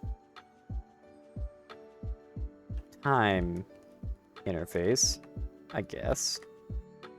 And then in time interface, it's gonna have... I mean, literally, it just has to have, like, the time that's supposed to send at. But there's, like, a specific format that it needs to do that. So, schedule job has a name, a rule, and a callback. A name, a rule, and a callback. Let's look at the fucking documentation again. So, a name... That ain't a name. I guess the name's optional. I don't know. This doesn't look like a name to me. This looks like a goddamn rule. But yeah, this is basically saying... Yeah, it's like a... This is seconds. So every 17th hour, blah, blah, blah. I don't know. Something like that. But... Yeah, you can actually even do /5 to do every 5 minutes. So we would do this for... This, but 10 for the 10-minute one. So let's actually steal that and use it. Let me go to update stats.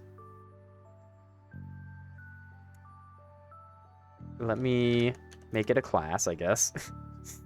Class, update, stats, export. Boom. I guess I have to export this interface.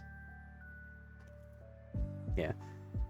So, update stats, implements. What the, bro? What the fuck is this autocorrect? Import module name from module. What? Implements, please. Implements. Time interface. Jesus. All right. I don't know what it's doing. Trying to screw me up. So. Time interface is gonna need a rule. And that rule is just a string, I guess. And then now this is gonna be like, oh, you didn't implement rule. So rule would equal that, I guess. But there's a specific type, right? Scheduled. Okay, so, oh lord. So it could either be a string, a number, a recurrence rule, a recurrence spec date range, a recurrence spec object lit. It's lit, bro. Or a date. I'll just stick with string for now, honestly. I think I'm good. I'll just stick with a string. So, rule also needs a name. Let's just set the name, I guess. Name equals... I'll also set name over here. Name. String. Name equals update stats. Sure. All right. And then I assume I could add whatever function I want, and it'll be good. Yeah, because it just implements. It technically implements and extends in a way, but cool. So now time can do something a little spicy. So index.ts does exactly what we're looking for. It gets all the files from a specific directory, goes through the files, it makes sure they're TypeScript or JavaScript, and then it requires them, and then it uses a command in them. And same with events. Events on once, on, all that stuff. So we just yoink this, and we put it in time. So initialize time. Let command files equal file system. We're gonna have to import that. Import fs from fs. Okay, and this is gonna be /time directory. It does not want to autocorrect with this. Okay, fine. I won't autocorrect. Jeez. I'm just gonna hope that works. Sometimes it just doesn't want to autocorrect. All right. Command files. This is gonna be jobs, technically. So job files, actually. Job files. Job files. I don't like the camel case for variables like this. So let file of job files. Let job equal. Okay, it's a little difficult. If it ends with JavaScript or TypeScript, which it should, will there ever be other types of files in there? Should I even worry about that? I don't think so. Fuck it. We're not even gonna care about this. So let job equal require /time. Now it autocorrects. Jeez. Slash. And I'm just to turn this into a literal file. Okay. And then if job.name, or if if type of job equals time interface. Well, no, it's not a time. Well, how would I check that it is a time interface thing? So update stats. What is type of stats or update stats? It implements time interface. Is there a function to check that job implements a thing? Let me look that up. So check if class implements interface. TypeScript. All right. Interface type checked with TypeScript. All right. Flashbang warning. 3, 2, 1. Psh. All right. So I need to find out at runtime if a variable of type any implements an interface. Well, that's not exactly my problem, but all right. Keep going. You could achieve what you want without the instance of keyword, as you could write custom type guards now. Function if instance of a return member in object. So it literally just checks if something exists in it. Lots of members. Oh lord. Discriminator. Interesting. I mean, not really. They just haven't implemented it yet for whatever reason. There's an easier way. This is with an any type. I have a class that implements something, and I know that it implements something. Just how do I check what it implements?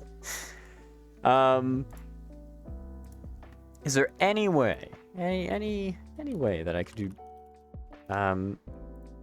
job dot no autocorrect for job, huh? Nothing at all. Job is any. I mean, technically, yeah. All right. Looking at other things. Check if an object implements an interface at runtime. Everyone's using functions, custom functions. I don't want to do that. I don't want to make a custom function. How to use instance of on an interface. Unfortunately, you cannot use instance of on an interface. Oh my god. Why is this so difficult? I just need to double check if it's an if it's an interface.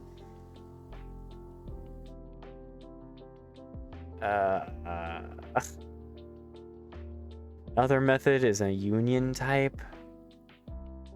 Nah. Fine, I guess I'll fucking do the... I'll do the weird way to do it. So, we're going to do if job.name, then it implements the interface, all right? So if it has a name, then what do we want to do with it? We want to schedule a job. So on the schedule job, we're going to schedule a job of job.name and job.rule. All right. Cool. And that's kind of it. I'm also gonna just casually console.log schedule jobs just to see if this works. But let's make the other things now and see if it does work.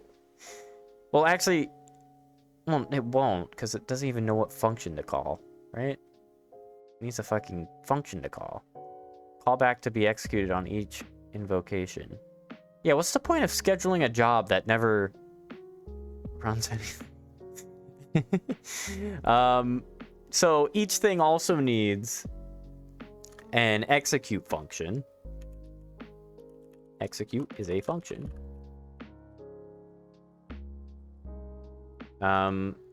Maybe how do I... God, again, this is just me being a newbie with TypeScript. How do I make it so I want a function to exist? Execute type function.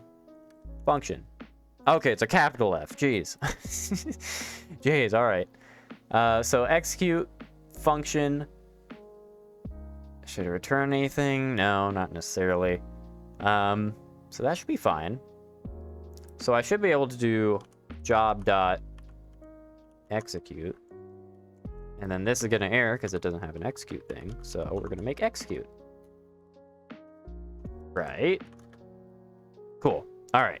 That is good to go. So we're going to console.log. Well, we don't need to, actually. Let's just leave it empty for now.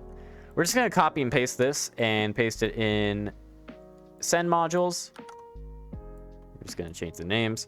Send modules. That will be every hour. So to do every hour, I would have to do... What is that? That's minutes, I believe. So every 0th minute. I believe that's every hour. Pretty sure. Let me check. Let me double check. Web browser. This says when minute is 42. And that's technically every hour. So that should be right. I think so. Scheduled to run for every invocation of the job. This job was supposed to run at, but actually ran at. Interesting. Okay. Yeah, that should work. that should work. We'll be fine. So that's every hour. I'll even make a comment. Every hour. I'll make sure my code's always readable. Every hour, every 10 minutes. And then we also have the cleanup one. Cleanup is actually bothering me. Let me capitalize the U. That's a little better. Paste that. We're gonna name it cleanup.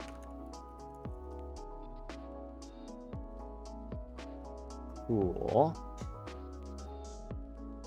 I'm starting to think this might not work because job requires the file itself. I don't know if it's actually going to be able to pull the class out of the file. Do I have to do default? Probably. I'm gonna do that preemptively because I don't think require will know whatsoever that it is. Well, actually, what do I do for config? I just export the asynchronous function itself. Interesting. I think that should be fine. Default. I think I'll need that. I'm just gonna do it preemptively. So send modules, update stats, and cleanup. And I did change the name for all these, right? I didn't for send modules. Send modules. Save that. Cleanup. Clean up. All right, and this should be every 23rd hour, I think. Okay, let's double check again. So second, but that's optional. So if there's only 5, then it'll just be these. So hour 0 through 23. Yeah, that should be fine. Cool. That should work. Cool. So those should be our functions. So time.ts will go through, it will require all of them. If it has a name, it'll try to schedule it. And then it will console.log the scheduled jobs. All right, now we just have to initialize time. And in order to do that, we just have to kind of do it down here. So we are still time loop initializing here. Technically, we don't need to. Technically. I mean, we'll be able to get rid of this at some point, but technically the bot can run without time loop. It just won't fucking do anything, but it won't break because time loop is like independent. Time loop is its own thing, but I don't think it would actually break necessarily. So I will just leave that there, but I will await connecting events. I think it's technically a connecting event. So let me connect all jobs to schedule. And that'll just be time. Actually, no, it wouldn't even be that. It would just be time initialize. Or, sorry, initialize time. And then we await that. And that should be good. Because we await the database here. Yeah, wait, initialize database. Cool. So that should be good. Where is that? It's right up here. Okay. Just checking. So whenever we start the bot, that should run, and now we should be able to see if it just fucking completely detonates or if it's fine. So let's try it. Okay, it detonated. I kind of assumed that. Of course, it's the fucking relative path thing. It's the most simple fucking... I don't know why it autocorrects to not have a relative path when it just never works. I don't like it. Now, though, will it work? That is the question. I think it will. I think it will work. I have trust in my code. I believe that it will work. And I'm willing to stand behind that. So let's try it. Let's try it. So let's run it. This music doesn't fit. All right. So we're about to run the code and we press enter. Come on, come on. Come on, give me, hey. Oh, no, damn it. It didn't work. It almost did. Had code work for you the first time on one hand. Wow. Sometimes I get lucky, sometimes. So no such file or directory, /time. Oh, well, that's a fucking lie, because it's right there. No, I think...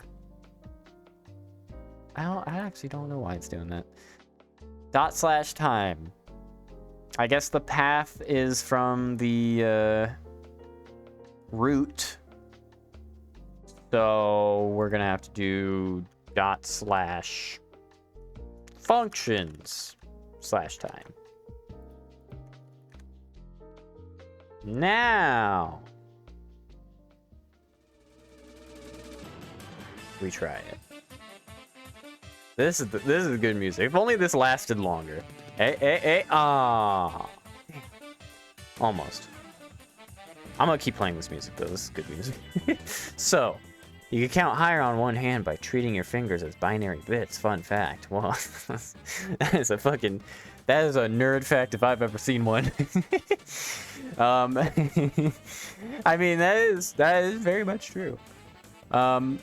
So, unable to compile TypeScript. Really? Okay. So, timeinterface.ts not a module. Oh. Okay. So I can't do it like that. I think I have to go into... Where is it again? Where even am I? Time interface. In all of these, actually. Time interface. Should be an interface. I mean, I guess maybe I haven't saved this. Maybe I need to save that again. Let me try it again. Let me try again. If I rename it to, it censored the quote-unquote link. It worked. It's empty, but it worked. That's pretty good. I mean, that's something. It's not exactly what we need, but it's something. All right. I'll take it. So, it didn't break. It was just because I didn't save this. But now what? I'm not quite sure. As much as I love this music, I'm gonna have to turn it off. You can't have too much of good music or else it starts getting stale. So, this is probably never firing. Job.name, I guess, never exists because job probably doesn't get the default class or something.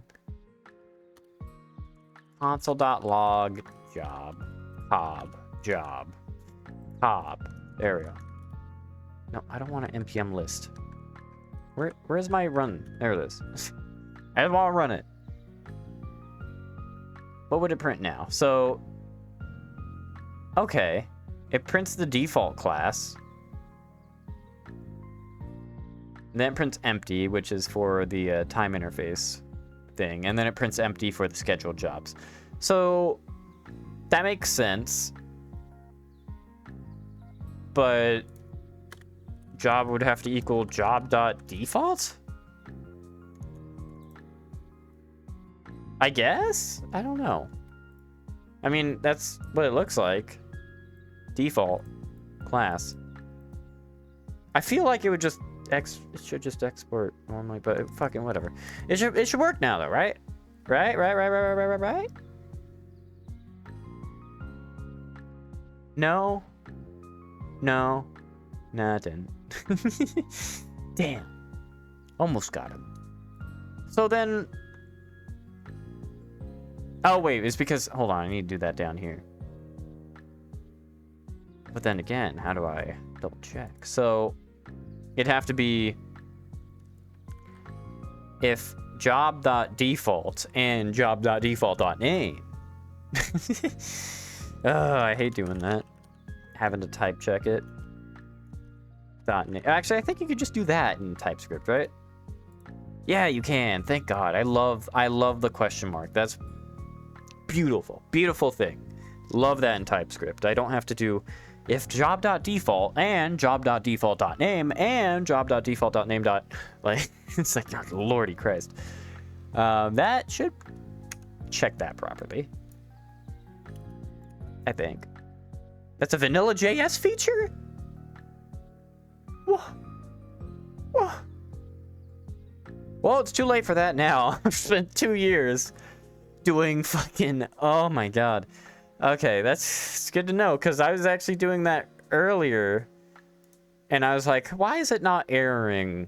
Why is it not showing a syntax error in JavaScript? I was getting concerned, and I was like, oh wait, no, this is a TypeScript only thing. Let me revert it. That's just a JavaScript thing? Oh my god. I could have been using that this entire fucking time. I've been wasting so much fucking time doing blank and blank and blank blank and blank blank blank. Like, it's so bad. You might be able to see it in a old config, which I actually redeleted. Damn, it's actually not visible anymore. But old config had to check all that stuff. And oh man. Anyways, let's try this. Okay. New range error. Schedule.javascript. The job method must be a function. Guess it's not a function. All right, so console.log job here. Let's see what the hell job is. It should be the class. It is. Class.cleanup. So it should be job.execute. Cleanup.execute. Right. Must be a function. Must be a function.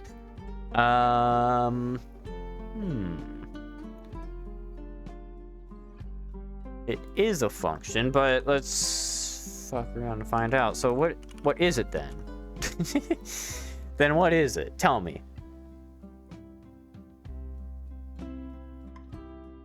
Undefined.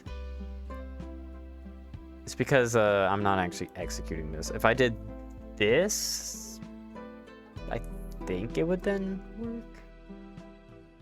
But then again, it should just... I thought it should just work like that. Like, again, how am I doing in here?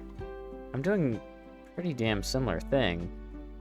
Command equals require command, and then commands.set whenever a command is run. Yeah, I don't even know. I have no clue. Whenever a command is run, it's supposed to go through here. And then here, it does command.execute. So...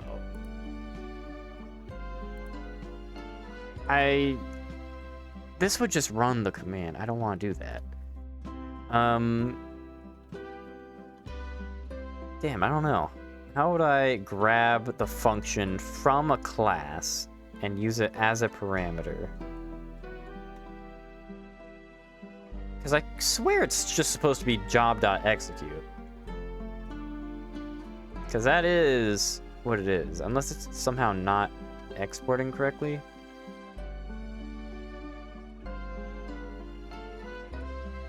But... That's very, very, very much strange. I'm not quite sure. Job.execute. Job equals job.default as... that by this point, we would know that it is a... time interface? That still doesn't fucking say anything. That doesn't fucking do anything. It... I don't know. I don't know. Why would this not work? Job.execute does exist. Or at least the variable doesn't exist, but the function does. But if I did this, it would run the function. I don't want that.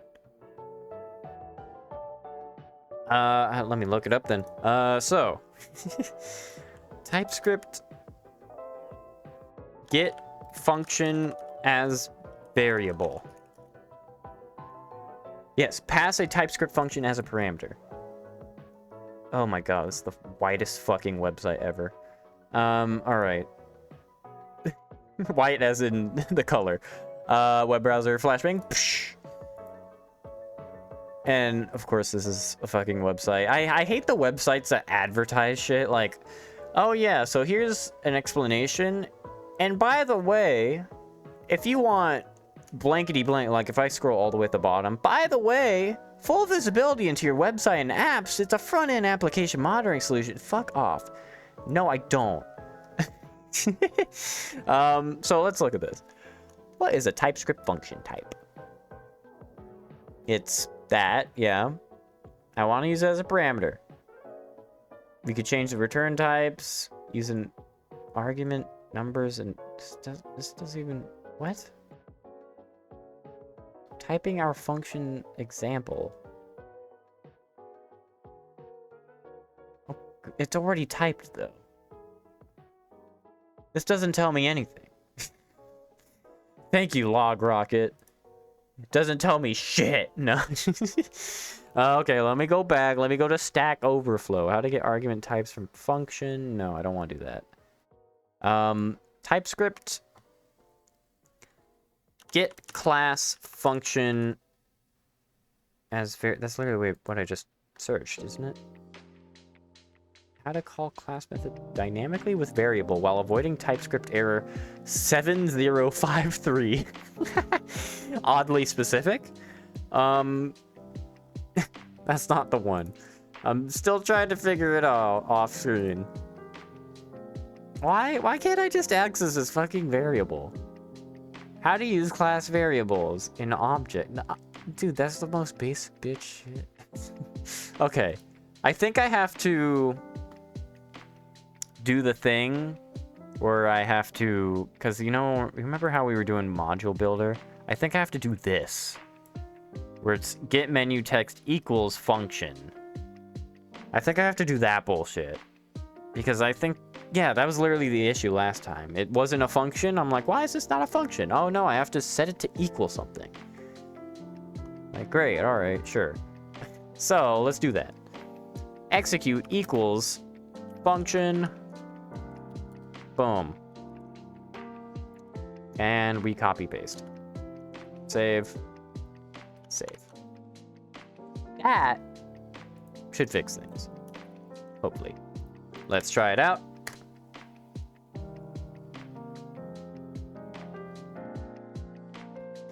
No, it did not.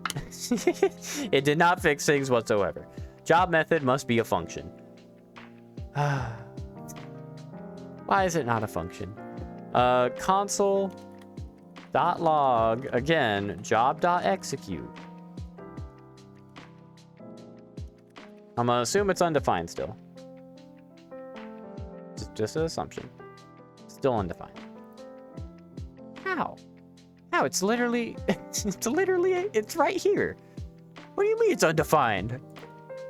What do you mean you're at soup? I don't get it. Come on. Run it again. Let me make sure. Yeah, it's gonna be the class cleanup, right? Yes. Bruh. Oh, this is gonna be the death of me.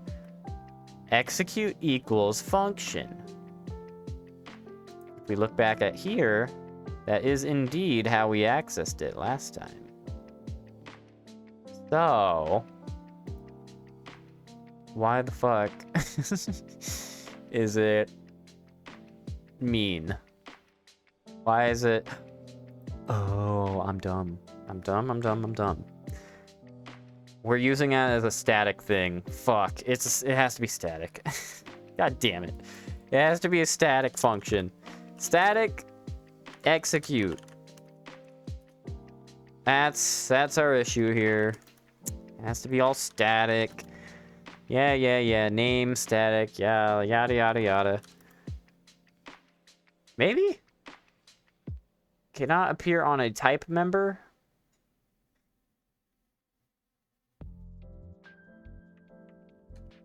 I guess not. I guess static's only in here. Built-in property... Oh, motherfucker. Static property name conflicts with the built-in property function.name.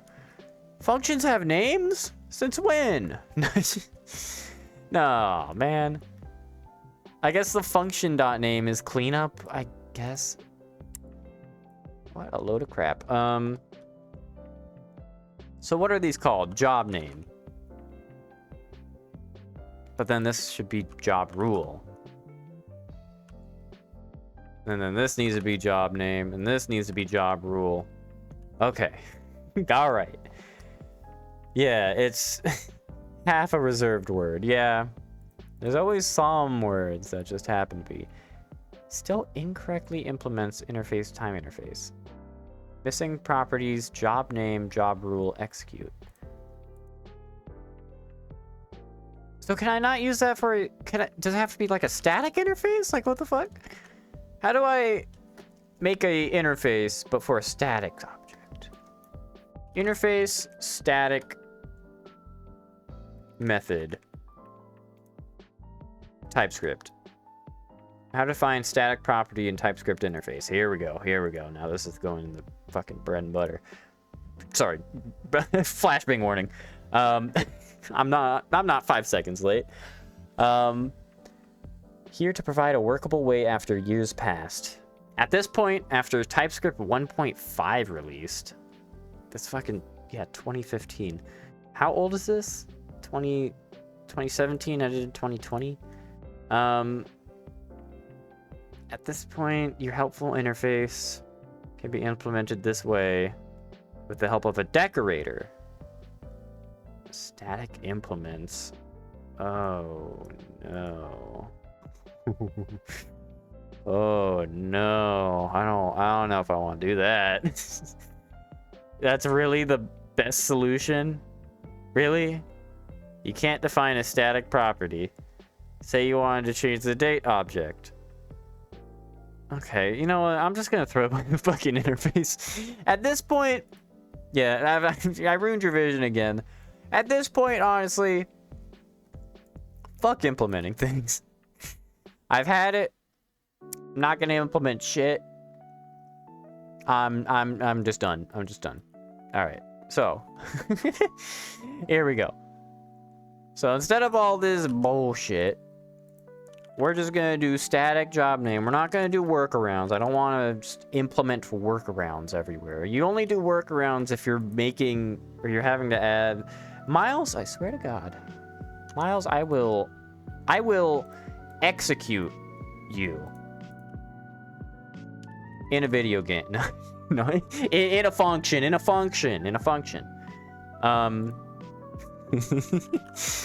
You know. That's what it means. Don't worry about it. All static. It's all good. It's fine. I would never threaten people. I'd never. Save all that. Now we run it. I would never threaten anyone. And hey, we did it. Look at that. Cleanup job. That isn't actually our job name. It actually changed our job name. It removed the space from it, which is a little mean, but you know, it's fine. Execute. Yeah, so actually look at this. Cleanup only has a job name and a job rule. It doesn't have the execute function. Yet these do because I didn't set it to be a static execute equals. What a weird thing. All right, I'll do that. Sure. Booping the thing. You have many time to me. Yeah, I do. I don't know, man. It did work though. Look at that. Name. I do have to change the job names. Boom, boom, boom, boom, boom, boom, boom. And these should just run at any time.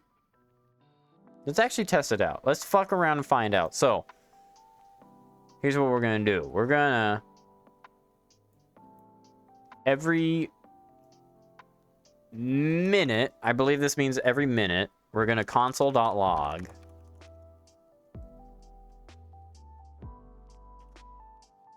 No AC. We're gonna say that and we're gonna run it. All right. And now we wait for a minute. Or whenever a minute will pass. The thing that sucks is Windows removed the seconds counter from when you press the little bottom right. So I don't know when a minute's gonna actually fucking pass. It's quite annoying. But I could wait. I could sit around. No, that's... Hold on, I have waiting music somewhere in here. Some Kevin Lackmoy thing. Twitch stream time. I don't know if I necessarily can. Yeah, I don't start it on the minute. No, let me go... No, it did change. It didn't actually print anything. This fucking music, man.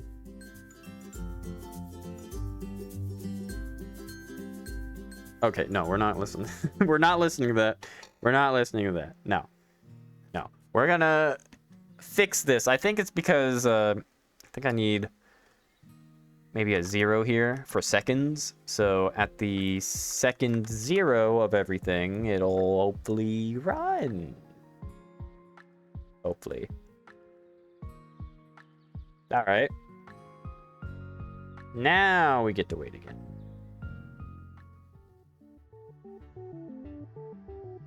This is kind of waiting music. There's definitely waiting music somewhere in here.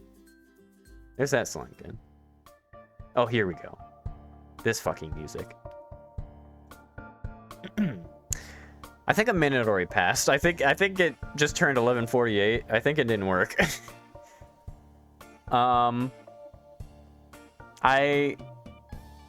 Let me see. This is the send modules. And, I can't even tell. I don't even know where. Does have actually a couple of functions, though, you could use. Alright. Well, that doesn't very much help. Well, don't know if it'll work. I don't know if the job rule will work. It's supposed to work. Let's go back to schedule, I guess. Let's check here again. So, schedule job. So if I wanted something to run every minute, I'd do schedule job. It's weird because they don't include a name. Should I not include a name? What would be the name? Maybe it'll just be the class? No, but that wouldn't make sense. What happens if I don't include a name? Because they don't include a name in here. And it's concerning me, very much so. So, let's just... Why is this open? Let's just go to time. And we don't need these anymore.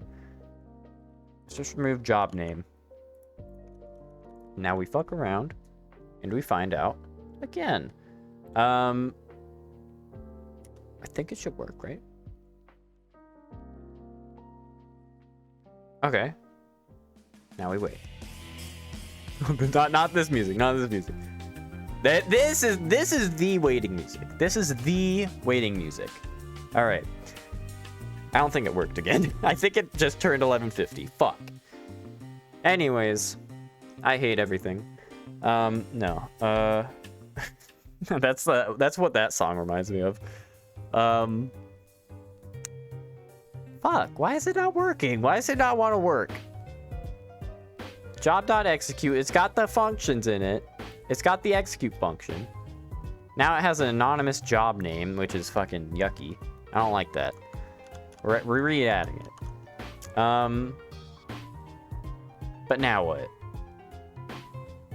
If the jobs scheduled aren't fucking running, then what the hell do I do? What is a guy supposed to do when the jobs aren't being done? This is what we don't want to happen. I don't know. I'm looking through this again. Recurrence rule properties. Do I have to set a recurrence rule? Recurrence rule scheduling. You could build recurrence rules to specify when a job should recur. For instance, consider this rule, which executes the function every hour at 42 minutes after the hour. But does it have to be this? Because I swore to God it was saying that it executes the job when the minute is 42, but I guess this only executes once. So I guess we do need a recurrence rule.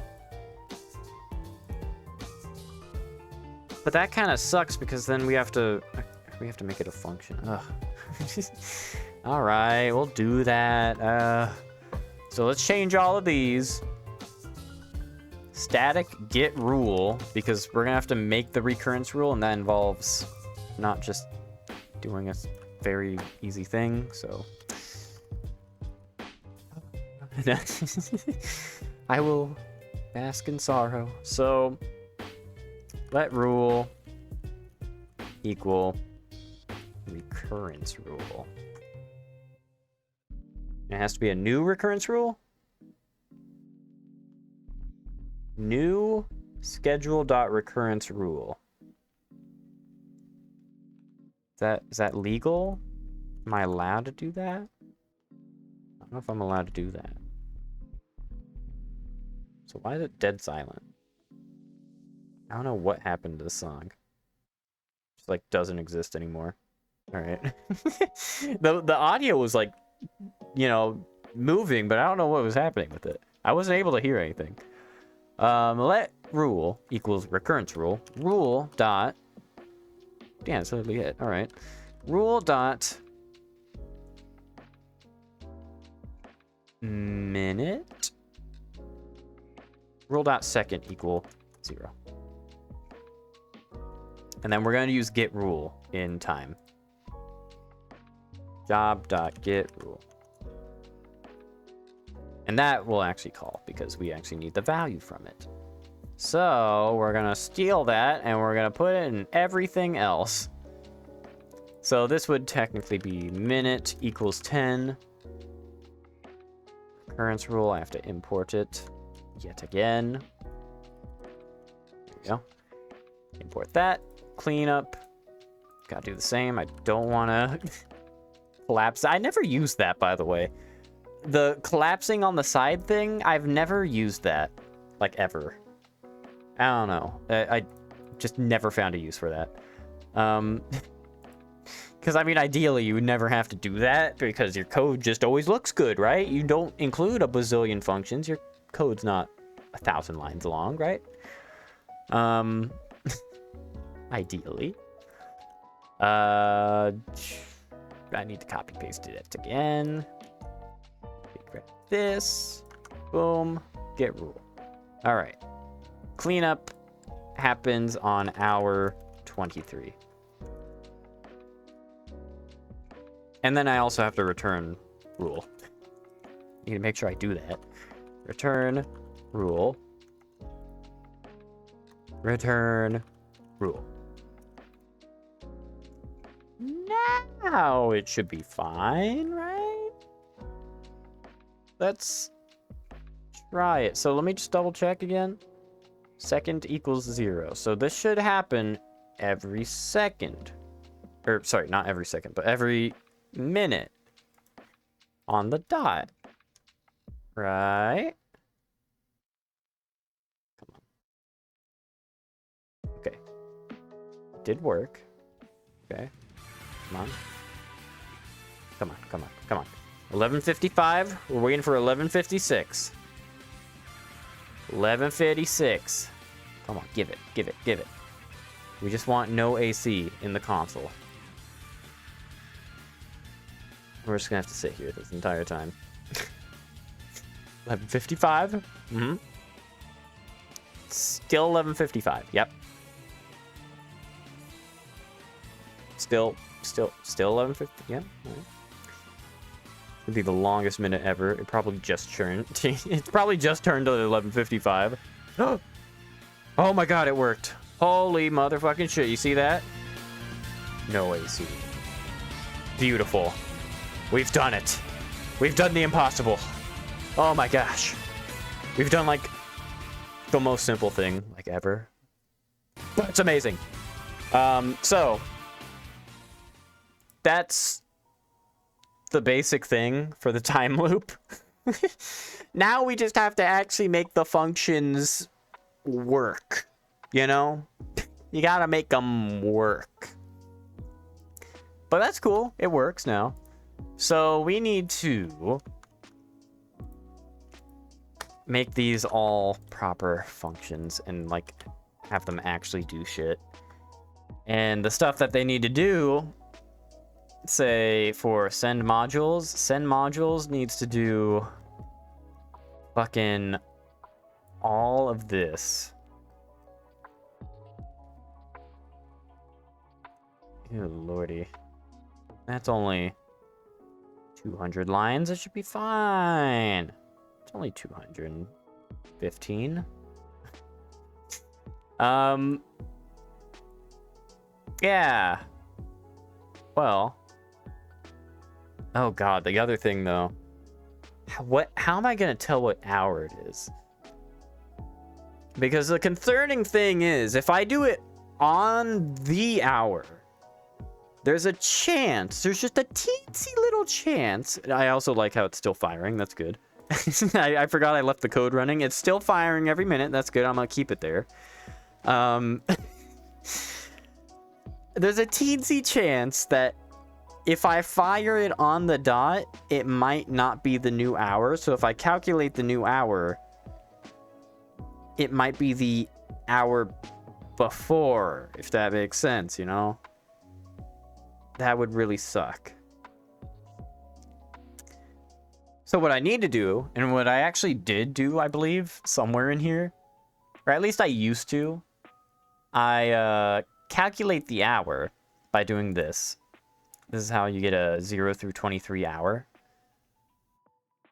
Well, actually, why am I doing... I am a dumb person. Couldn't I literally just do... I could literally just do date.now. The hour, right? Or something similar like that. Couldn't I? Not even date.now, but date. Or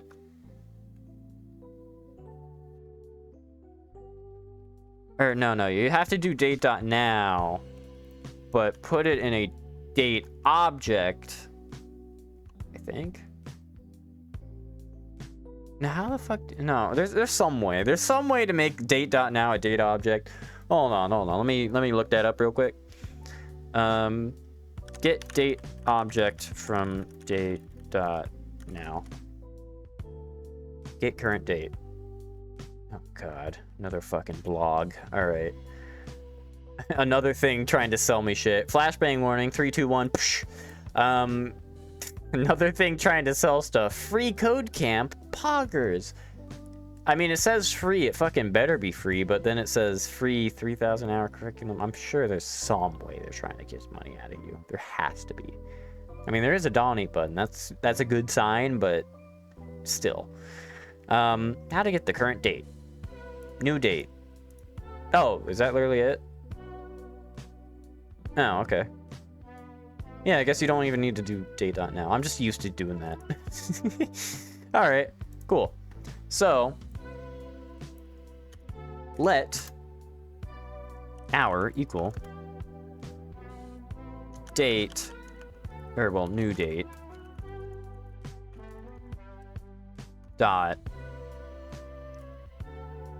get hour. Get hours? Gets the hours in a date using local time. So let's try something out. Let's try something out. So if we make rule.second, I wish I could fire it every second just so I could test it out. But effectively, what I want to do is I want to test out whether this will ever be incorrect. Like, I don't know how on the nose this will fire. So, like, if I were to let minute equal new date dot get minute, get minutes, I guess. Or if I just console.log that. Then it should tell me, God, I need to take a sip of water real quick. Hold on. It should tell me what the current minute is, but there is a chance that it might be the previous minute because it goes 2 on the dot, that it kind of has that like middle area. And that's what I'm afraid of. I'm afraid of that happening. And that's why I want to test it for every second, because if there's ever a second that is incorrect, then there is a possibility that it could be incorrect, but I just don't know that. But then again, it's kind of hard to guarantee. So honestly, maybe I should just I don't know, get minutes. We'll try it. We'll try it. Oh, it did end up erroring. No such column. Oh, it's because the new hour ran. Yeah, the new time loop stuff is pretty broken, so I don't anticipate this actually working at all. But npm run start. It should now print the current minute. So the next print should be 3. If it isn't 3, then we need to add some redundant value to like minutes somehow, or calculate it ourselves anyways, because it's kind of sketchy trying to get the current hour. That is 3. That is indeed 3. Okay. All right. I'll let it do its thing. We'll see if it ever breaks. In the meantime, though, we're gonna try to convert all this stuff. Well, not all of it, but we're gonna try to convert some of this stuff. So over here, we have the entire new hour. Send modules. And what I'm thinking, I think send modules has to, again, do something like Time's doing, where it reads files. And it should read like the modules folder here. And then just like call a function in these, so I don't have all of this shit for every single thing. Probably.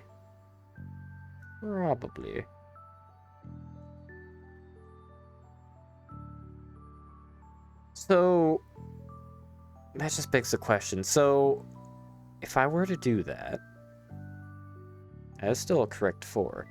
If I were to do that, I'm just gonna keep that on the bottom corner just to see, just to feel it out. But like, I have Discord poll, free response, and server poll right down here. What I could probably do is, well, of course, make this a fucking class for the first thing. Export class Discord poll. And then the second thing would be having all of these classes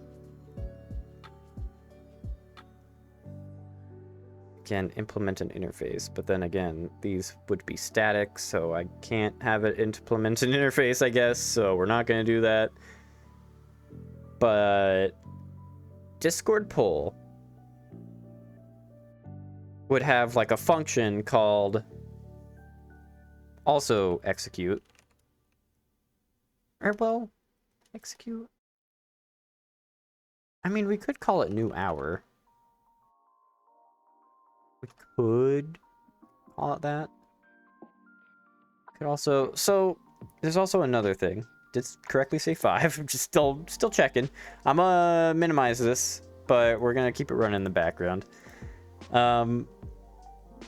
What does retroactive do? So I have a function, new hour. It passes in an hour, and it does all the stuff with the hour. But it also has a function retroactive, and that is passed in whenever the bot restarts. And it just like double checks the current hour, basically. So when it's retroactive, it won't, you know, send out results again or like a new poll. It won't update that stuff. So if it did restart during hour 0, because it restarted, it won't do this stuff because this shit should already be done. But it is also used for last server number result. That's for determining which servers don't have results yet. And then it's also here. That's just for, again, Discord-wide results. And that's the only place it's used, right? Okay. All right. That isn't too bad. But there has to be some sort of indicator that things have changed already. There has to be some sort of indicator. So I'm thinking, instead of having retroactive as a function, so again, retroactive passes in just to double check. Whenever the bot starts up, it will run new hour retroactively just to see if it did miss anything. It might not have, but just to see. I think what I could do instead is in bot data. I could go into bot data, and it does have the current or the last logged hour. This is basically saying what is the, or actually, when does last logged hour actually change? Let me see. I know this is like a very prudent thing. I think it only changes at the end. No, it actually changes at the beginning? When the fuck does this change? Use 3 times here? But that's for main token, let bot data equal find 1, double checking previous hours. Yeah, this is the retroactive thing. But last logged hour, there is a first occurrence of it. Where is that? Here it is. It happens directly after the poll is changed. So, just double check the terminal. Is that correct? It's looking correct so far. Just status update on that. So, yeah, last logged hour is basically the last one that it should be running.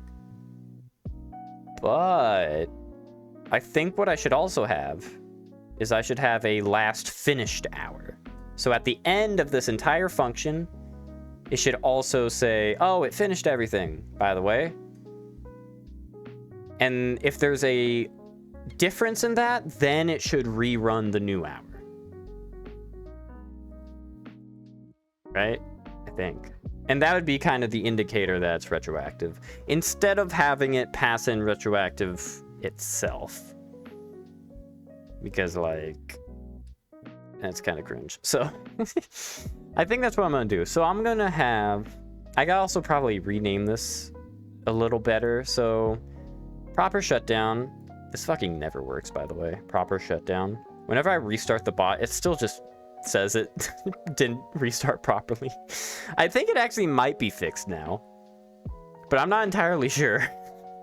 So this has just been a long-running issue. I think I might be fixed because I changed it to TypeScript, but it just never worked.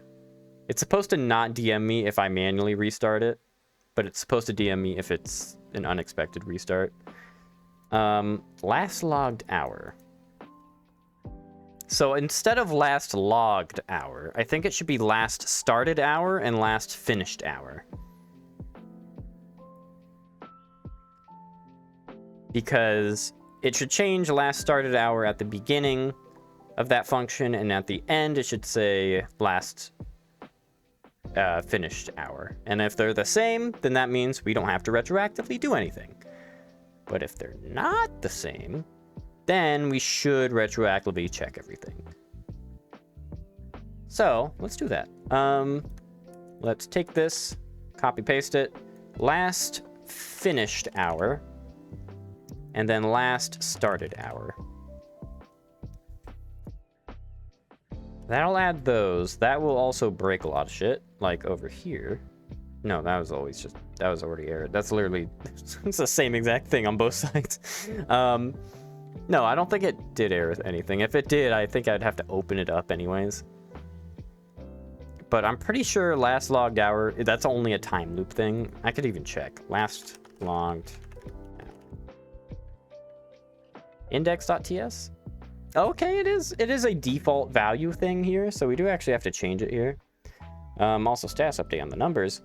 Boop. Looking good. It's looking pretty damn good. But the thing is, again, when I had those new hour things, they would only happen sometimes, so I don't think this is actually a thorough test of it actually making sure that it is properly the new minute. Honestly, okay, before we actually do this, well, no. Let's do this first real quick before I forget. So last finish, or last started hour should equal that, which is the current hour. And then last finished hour should also equal that. This is a fucking mess and a half. Don't worry about it. I'm just copy and pasting the same exact calculation. Don't worry about it. That's the only other spot it's used in. And then it's just Timeloop. And Timeloop we're rewriting right now, so we don't actually need to change it here. So what we could do... Well, again, before we do that, let's actually just print new date. I think it should print like the milliseconds and shit. I'm hoping. So let's try that out, because I don't think we're actually gonna get a discrepancy there, but I want to see how close it really is. Also, I need to delete the database again, because when you change the database definitions, if it tries to read the database and it's different, and it's like, what the fuck? We run it though. Okay, we're all good. And now we wait until 12:14. Man, I wish Windows had the seconds still. I don't know, why did they remove seconds in Windows? That is the most dumb shit. That was the one thing I hated about updating the Windows 11. Because Windows 11, honestly, I'm actually kind of fine with the centered sidebar. I kind of like the style, it's alright. But dude, the time in the bottom right, for some reason you can't click it on second monitors. You can only click it in the main one. And it doesn't even, it only shows you a calendar. It doesn't show you any fucking dates. Or, yeah, it doesn't show you any seconds. It sucks. They don't want me to know the time. It's like a casino. But it did print. And this is how close it is. So this is a UTC, I believe. So hour 7, is it? Yeah, I think this is UTC. So hour 7, minute 14, 0 seconds, and 17 milliseconds. Or that might be 170 milliseconds. Is it? No, I think that's 17 milliseconds. That's pretty close. I'm gonna keep this running now, and I'm gonna see how how close this is. All right. Come on, Microsoft, please, I beg you. We're gonna leave this running. Oh, see, now it's 13 milliseconds. You see that?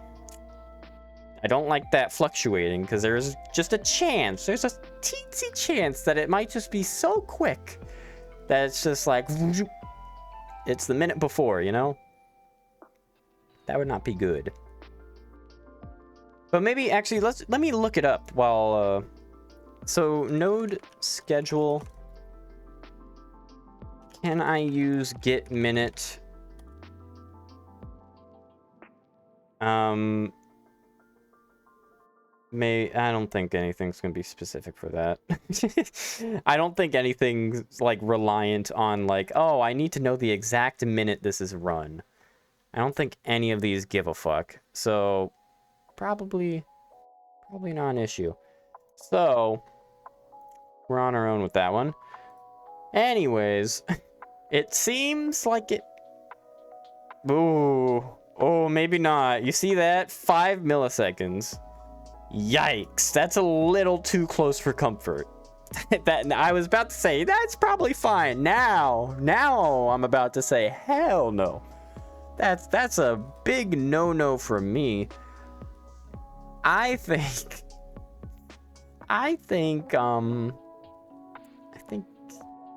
yeah, nah, I'll pass. So, how do we get the closest minute then? How much computing power? It just has like one virtual CPU thread. I don't even know exactly what CPU it's on, but there's a way to get nanosecond accuracy. Yeah, I don't want to chance it. I want to make a function that estimates the closest. Oh god, 9 milliseconds. Fuck. Gets the closest minute value. Let me look that up as well. Get closest minute date. JavaScript. Actually, C# is actually the biggest thing. So here's flashbang warning. Here's round a date to the nearest 5 minutes. So it's pretty simple. If you have the date object, you just gotta do the coefficient, the date, math.round, date.getTime / coefficient times coefficient new date. All right. That'll work. That'll be fine. It'll be fine. Sure. Just to make sure, just to be completely, entirely sure, we're going to round it, just in case. So, instead of doing all that shit, we're going to do let hour equal, what was it? It is, so it's date, it's new date, math.round, new date, new date, dot get time, slash 60 times 1000 for 60 seconds, milliseconds, times 60 times 1000 again. Now, I could take this out and put in its own variable, but that's like, it's unnecessary. Why would I want to do that? Why would I do such a thing? Let me just make sure. Math.round needs to round just this, actually. And everything else should be fine. Could check the date in something tick, which will run every tick of the event loop. Event loop. Interesting. You're meaning like wait until the new minute somehow? Yeah, I think rounding's probably gonna be the best bet though, honestly. Probably our best bet. So if I console.log hour, it'll be hour, so it'll never even need to round, but well, actually it would need to round, because if it was technically 12:31, it would say that the hour is the next hour when it isn't the next hour. But technically this should never run in the middle of a thing, but it might. But no, but it might, but no, I don't think so. So I think what will happen, Discord poll will be called directly whenever we need to do a new hour, right? So we'll call it directly, and it'll already be able to determine from the bot data whether or not it's needs to be retroactive or not. Also, just checking this. Yeah, again, 6 milliseconds. Fucking hell no. Nah, I'm good. That being that low has the chance that it might be low enough that it might not be the next minute yet, and that will horribly break the bot. It will send the new hour, or it'll skip a new hour, and it'll fuck things up, especially if it's hour 0. If it's hour 0, then everything's gone to shit. This is like very prudent, you know? So new hour equals a function.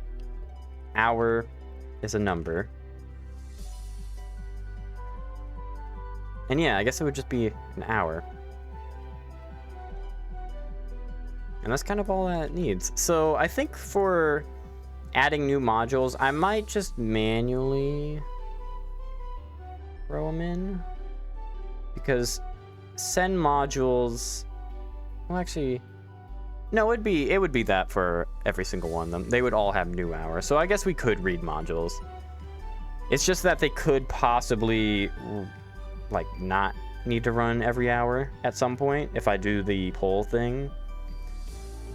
But I think those would be like separate jobs, so they wouldn't matter. So I think it should be fine. So if we go back, I don't know why this was, we no longer need that. So let's actually check the database now. Let's just take a look-see at it, just to look at it. So bot data now has last started hour and last finished hour. And these should ideally change after everything's run. So in order to do that, this actually makes it a little difficult. So there's a little implication here. So there is an order to which these modules should be run. They should be run Discord poll first, so the results come out, and then, you know, the Discord poll itself, and then free response, and then server poll. Like, that should be the order. So I guess for send modules, it would do a little something like, let me get bot data real quick. Where might I grab that? I'm sure I grab it somewhere over here. Bot data, give me this. Find one, stealing it. Let bot data equal this. Bot data where don't need to include anything. Or do I? Technically. Nah, well, I keep saying that. Nah, well, Discord poll will need the bot data. But send modules will be the one managing the bot data anyways. So I guess we'll just grab bot data in 2 spots. It won't be too big of a deal. We're only doing it once. We're not doing it for like every server or anything. So it should be fine. So import bot data. Bot data. This needs to be relative. So dot slash. No, this is, oh Lord, this is in time. So this has to be dot dot slash dot dot slash. Love it. Gotta love it. And then await. This has to be an asynchronous function. Can't be used there. Let me put async in here then. There we go. Asynchronous function. So bot data equals await bot data, find one. That is good. So for bot data, we need to set bot data dot last started hour. No, last started hour. This does exist, so you don't need a question mark. Don't even question it. Last started hour equals hour. Why is it mad at me? Date. Oh, that's a date. Let me do hour dot get hours. Or I guess dot get hours here. I don't care about this being long. All right.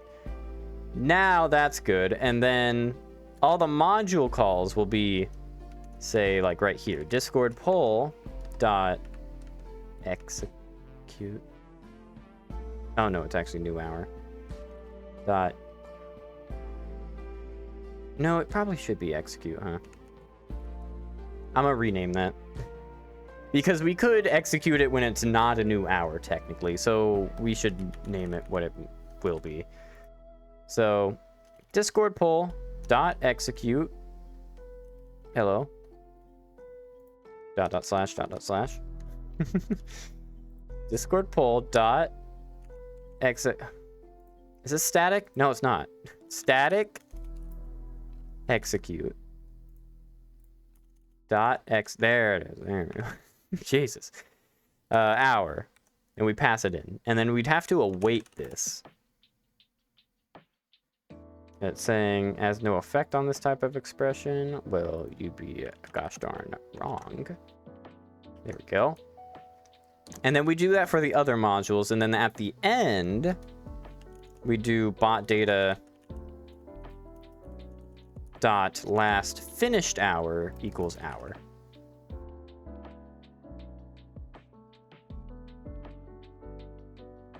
I think.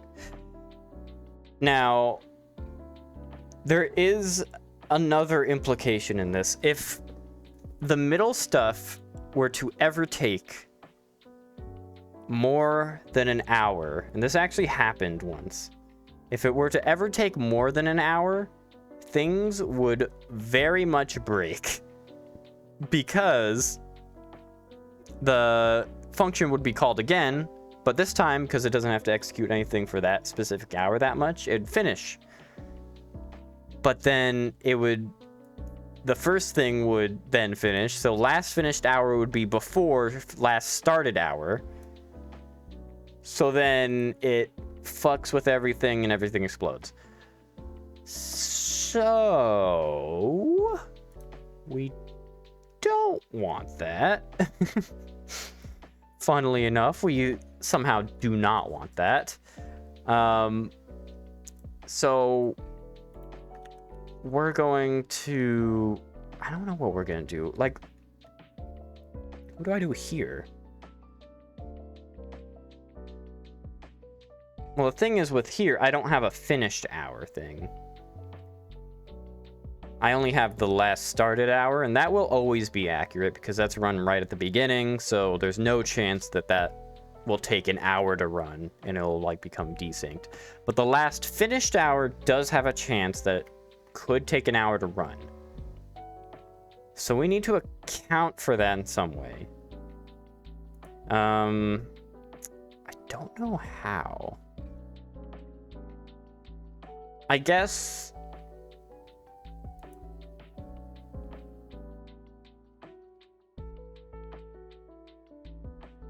oh, I don't know. It's kind of difficult. So if it ever does take more than an hour, this, again, this variable is here because we want to keep track of which hours we need to double check on.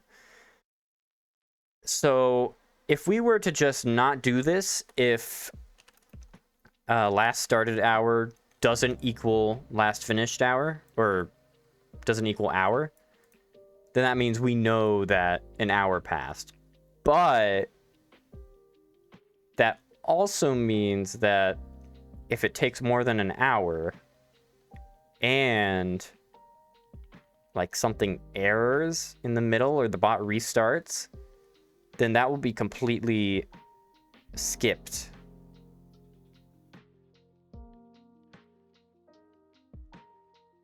But then again...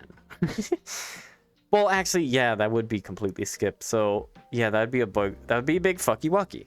Damn. Because I'm trying to think of it. Then we would need a retroactive variable to pass in to tell it that, oh, yes, we are just double checking instead of actually running the thing. Man. Very difficult. Because we do need to keep in account that it could take more than an hour. Like, maybe Discord just one day, which it will, it has, it'll just, like, take really long to respond because API response times are just battered for whatever reason because they made whatever update. They could take more than an hour. And I don't want my shit to break because of it. So... I don't know. We want to do last finished hour because I feel like we need a variable then. Because I don't think there's any other way to do it. Because we do run it at bot startup because we need to know, like, if it did restart in the middle of doing something, we need to double check and make sure everything still has or was able to get what it needs to. So honestly, we might have to do a retroactive variable. As much as I don't want to, I think we're gonna have to. Or at least name it differently. We're gonna have like a double check variable. So retroactive is kind of like a weird variable name because it's kind of vague, but technically it's just a double check. So if the hour is already run, we could pass the double check variable to say, oh yeah, by the way, we're just gonna double check this hour just to make sure we didn't miss nothing. So I guess we'll have to add that. I don't want to, but we're gonna have to. So double check equals a Boolean. Or actually, double check will default to false. Easy, easy. And yeah, all these will just have to have double check. So we're just gonna throw these in here. Falses. All the falses. Free response. Do I want to put a space there? Yeah, it looks so much nicer with the space, but then I'm gonna have to change everything else so it looks the same. I'll get to that eventually. I'll change all of these fucking things so they have a space. But then again, this doesn't look that bad, but maybe I should have a space there. All right. But then again, the functions though, async functions, I don't bother with spaces there. Maybe just for classes. That's just a nitpick thing that I've noticed. So if I don't even think we need last finished hour then, but last started hour is a little more informative in the variable name, so I'm gonna stick with that. So last started hour, that's all good. And then, yeah, it would just, at the end, log time taken. And that's what it does, like, all the way at the end of here. Where would that be? Oh, it's even further down. Right here. Actually, hold on, there it is. Right here, it destroys all the votes, which is actually very... Again, I think that might not run if it's new hours, if it takes more than an hour. But luckily it hasn't taken more than an hour. But that is a function that would break if it was. Yeah. But then again, if it is previous poll, it shouldn't matter. I don't know. There's a lot of refactoring things that we could think about. Because, again, Timeloop, as messy as it is, it does work. It is completely working. This thing is stable. I have worked very, very hard to get this thing to be stable. And it is. And by rewriting it, we're going to make it not stable again. So we're just going to have to hope. I don't know. Like, even here, I just have this, which is pretty funny. This is just a redundant sort of check. But if there is no poll, something went wrong, and it literally just DMs me, and it just aborts. It just says, all right, that's it. Nope. And it also does that here, too. There's no rerun available for hour 0. Something went horribly wrong, and it sends me the animated Suka sad emote. I haven't gotten that message yet, but there is a possibility that that could happen. And I'd rather have it just return than try to fucking error and then rerun itself. Because if it does error in Timeloop, it will reboot. And then it'll run again. And they'll hit that error again and it'll reboot. So that's like the catastrophic sort of thing that we're trying to avoid there. That's like the worst thing that could happen. That'd be cool. No, it would not be cool. It would not be at all. It would be very bad. We're trying to avoid the issue in that a server gets more than one poll, because that's happened quite a few times. Like New Hour fires twice for some reason, or just something happens that it just keeps sending like bullshit polls. And that is like the worst case scenario, because that directly affects the servers, and it's like, fuck. big oof, you know? But I mean, that again, that's for future me to worry about. This should be fine. We're just gonna have to move everything into here. I don't think I'm gonna do that today. That is a lot of work. That is a lot of work to convert all of this over. And for the most part, we're also gonna be rewriting most of this, because Discord-wide results will be in its own thing. Discord-wide poll will be in its own thing. We got free responses, server polls up there too. A lot of stuff there. Actually, in this order, it actually does server polls first. I wonder if it should do that, or if it should still do that. I don't know. Maybe it should do both results first and then the polls afterwards, or should they be paired at all times? I don't know. They should probably be paired. But yeah, that's kind of the idea. Await Discord poll.execute. We're gonna do that for also await free response .execute. Free response is static. It's just I didn't get the right free response. I did the objects free response. There's actually 2 different free response classes. That's actually kind of bad. That's actually quite bad. This needs to be renamed to free response module. Or module free response, because it is in the modules folder. But no, we'll put it at the end. But then again, I put database in front of these. Now it's naming conventions. Do I put it in the front or the end? I say database bot data,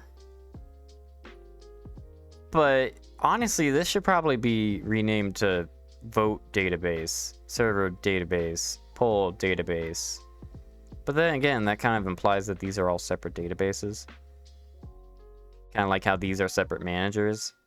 Like, these aren't all a singular manager. They're all separate. Naming conventions. Fuck. I'm gonna put it at the end.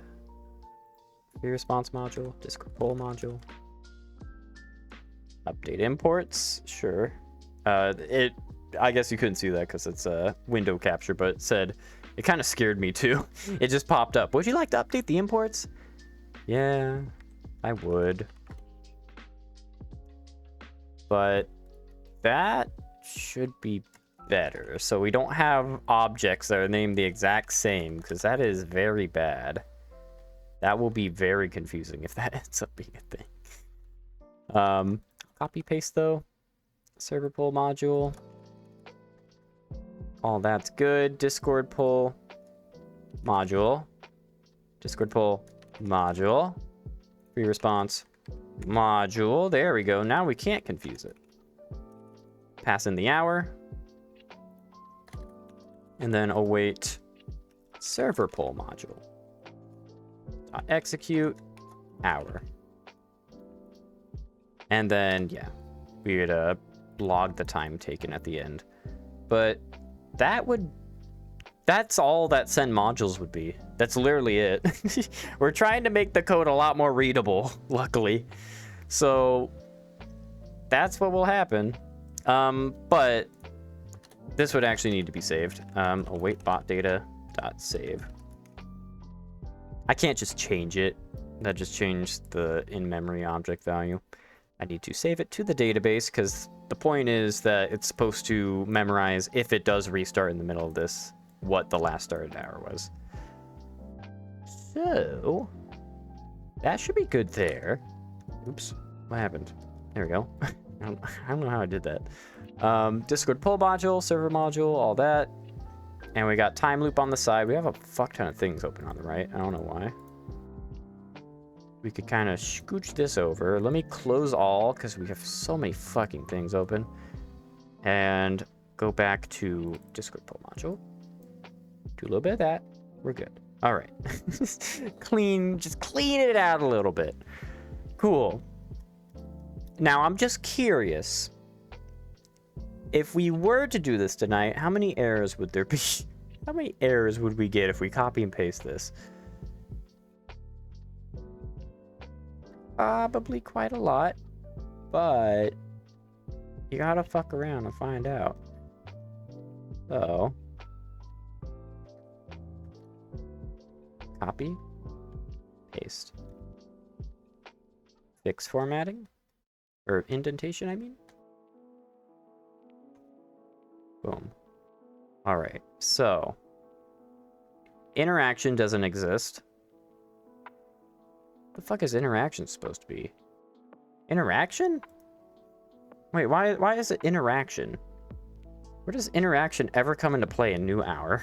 Because new hour is not supposed to be run with an interaction whatsoever. Huh. Interaction. I think that's the only two spots, huh? Okay, so that's funny. So interaction doesn't exist. So I would never be sent these messages because these would error in it of itself. Wow. Yeah, so despite my woes, it would still error. So this actually would not fix fucking anything. It would just still break. That's good to know. Glad that I was just fucking walking on thin ice this entire time. Anyways. Let's just import a few things. Let's see what we can actually get through here. I always somehow accidentally capitalize that O. Pull from... Or, sorry, no, not constant. Import. Pull from... // objects / pull. Okay. All right. I think most of these issues will actually be resolved if we just do the imports correctly. So bot data is one. Bot data, boom. Bot data is possibly null. We just throw that bitch on there after we encapsulate the await. Boom. There goes those errors. It is kind of annoying how you fix some errors and then more start popping up. QID is possibly null. No, it won't be. Interaction is null. That most certainly will be. I'm just gonna comment those fucking things out. Let me look at retroactive. Retroactive needs to be changed to double check. Let me just double check that all the occurrences are what would be changed. this wouldn't be changed to that. This would be double checking blank. So I am, even in production, I do always print out the hour checks, and I print out what servers are getting what. So I actually do need to clean out the logs somewhat often. Well, not often, but every time, now and again, because the logs get fucking pretty big.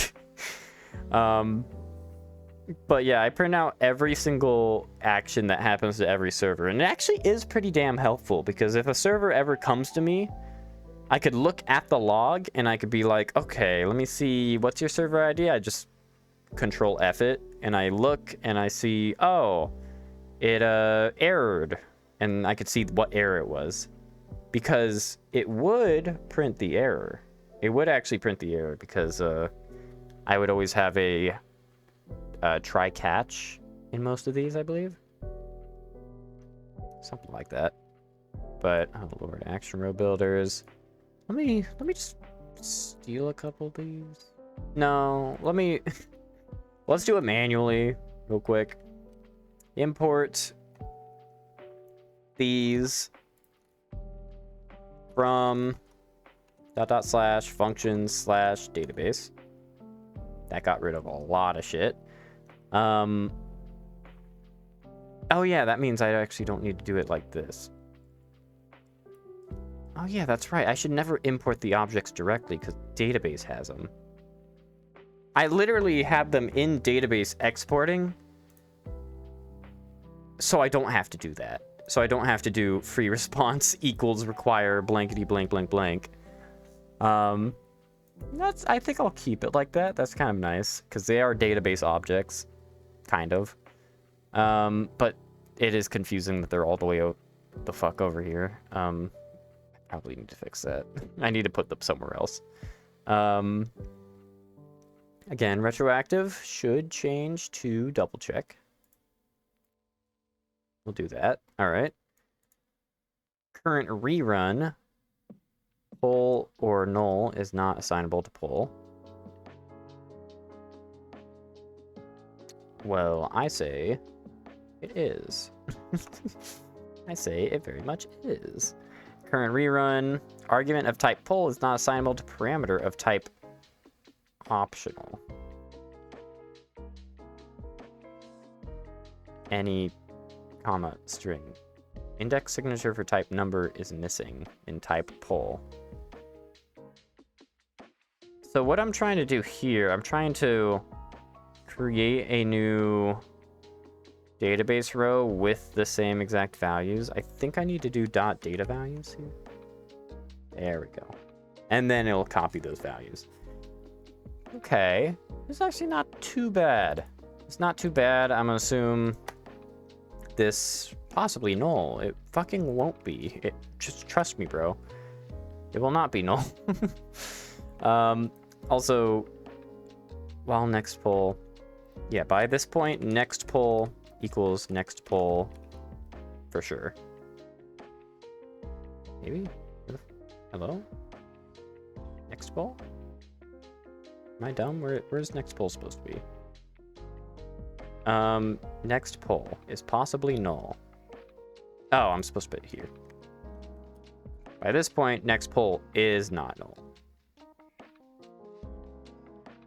But it still says it's null. I'm insisting that it's null. Why are you saying it's not? I think I have to put in a different variable, but it's only used there. It's fine. All right.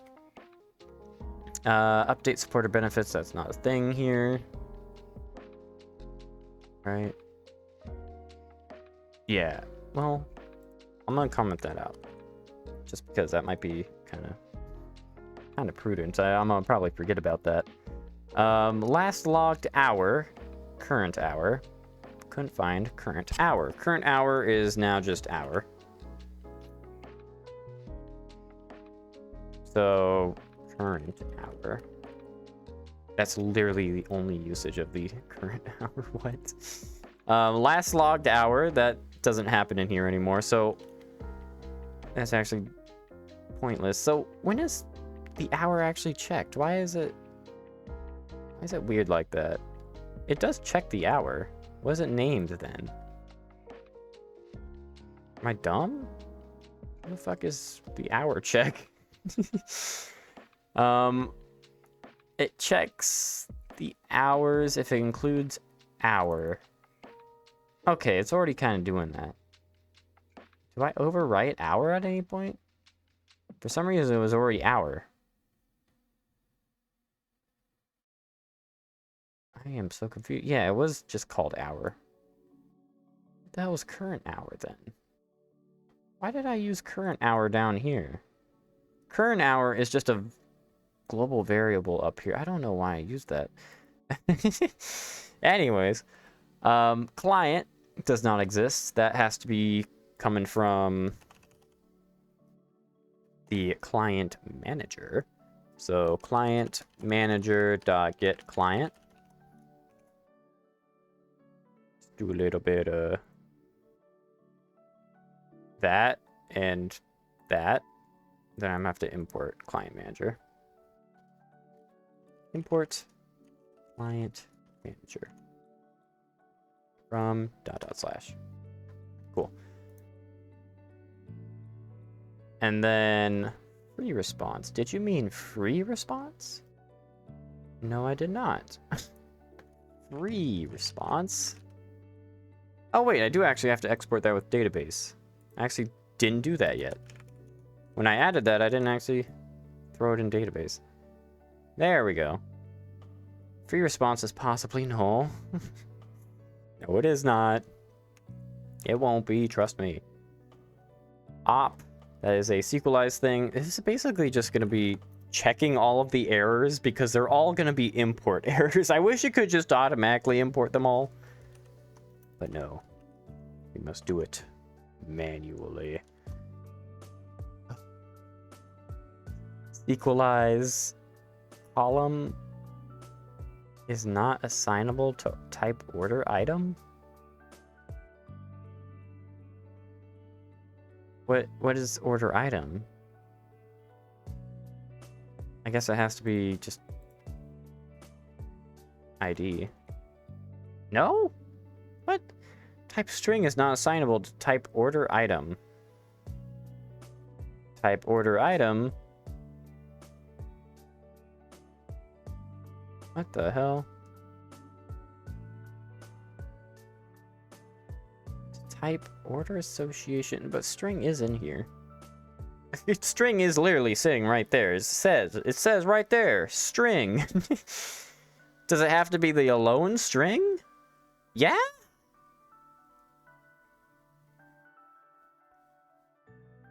I feel like that's gonna break the fuck out of this.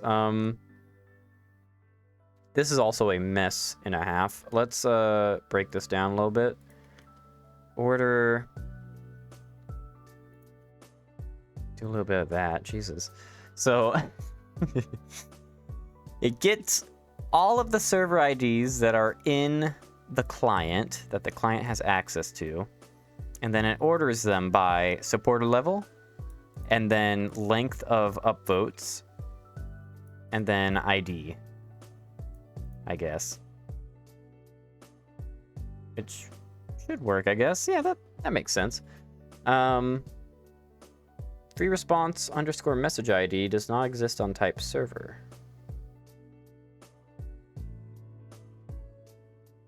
Free response message ID does not exist on type server? What do you mean? Well, actually... Oh yeah, it doesn't. Enabled. Yeah, that would actually be last message ID. It's actually correct. It does that because we don't need to save the message ID of the free response because we don't do anything with it. We don't listen to it. We literally send it and ignore it. So that's fine. Supporters underscore user ID. Did you mean supporter underscore user ID? Yes, I did actually. Argument of type string or null is not assignable. Well, if there is supporter user ID, then there will always be. Actually, no, that's not actually true. So this actually comes into the refactoring thing. So this isn't built to, let server pull channel ID not be null. or let it be null, because we want to have all these modules disableable, but yeah, we'd have to go through all of them with this stuff. And also, I'm starting to think about it. I don't think Discord pull module should actually even touch any of this stuff, because what I think should happen is, instead of Discord pull modules touching this, I think all servers should be in the send modules itself, and then all of these are called with a server. You feel me? Yeah. And then we just do that for each server, instead of getting this, because we'd have to do that for free response as well. We don't want each and every single fucking module to get its own servers. So we do have to completely remake this. So I don't actually think there's a point to... I mean, there is a point. There is a point to change this to TypeScript, because this code will be reused, but some of it won't be reused. Or at least not in here. But then again, I know, complete rewrites. It's gonna be awesome. You know, I put all this work into making it stable. Not anymore. But yeah, it's gonna be something like this. It's gonna be let all servers equals server. Oh no. Bot data, I'm grabbing from objects. I don't want to do that. I want to grab it from database. Bot data and server from // function. Nope. // functions. No, not free response questions. Functions / database. Lordy. All right. Yeah, we're gonna have to do that. And client manager. God, there's gonna be so many imports here. Gonna be so many imports. Import client manager from // functions. Sequelize. That's actually just a database thing. Op, which is its own separate thing. Op from sequelize. Yeah, we're gonna have to get it here, and we're gonna have to loop all of these with execute, but I don't know what the function name would be, so we're not gonna do that tonight. We're gonna end pretty damn soon, but I want to figure out what the function, what the fuck should the function name be? What the function name be? I don't know how that amalgamated into a curse word. What the function name should be. Because we're gonna pass in the server and the hour. And if it's retroactive, oh lord, it's gonna be a lot. It's gonna be a lot of stuff. Is there a way to check before we actually execute it? Because maybe we don't need to send those to the module itself. Maybe we could check it in send modules and then only execute it if the server actually needs the Discord poll.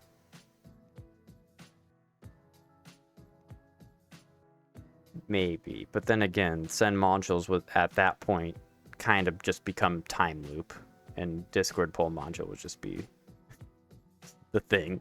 So maybe not, maybe not. Let's just do, let's rename it. We're gonna rename this to, because it's not gonna just be hour and double check. It's gonna be hour. No, actually, I think server should probably be the first thing. Server, hour, and double check. And then we'll pass in the server when we do a for loop. And then what would this be? Check server? I mean, yeah. Check server would kind of be it, but check server kind of implies that it only checks it. It doesn't actually do the thing that it needs to. Because it either does the thing or it don't. It either do or it don't. So, is it check server? Action server? Run server? No, run server is weird. Run on server?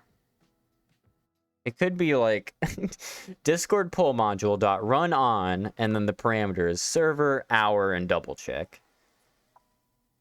Nah.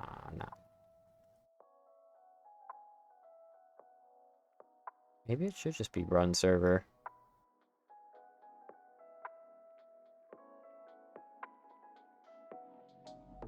Maybe. Yeah. I guess so. Run server. Run server. Yeah, and then it would end up being for let server of all servers. And then we literally just stick this stuff in here and pass in server. And that would be the object, because server is a server, all servers is an array of it. Yeah, that'd kind of be what we're going to be doing. So we don't have to do that in every single fucking module, luckily. Is there any other very obvious things like that I could do in send modules? I don't think so. I don't think there is. I'm just looking through it.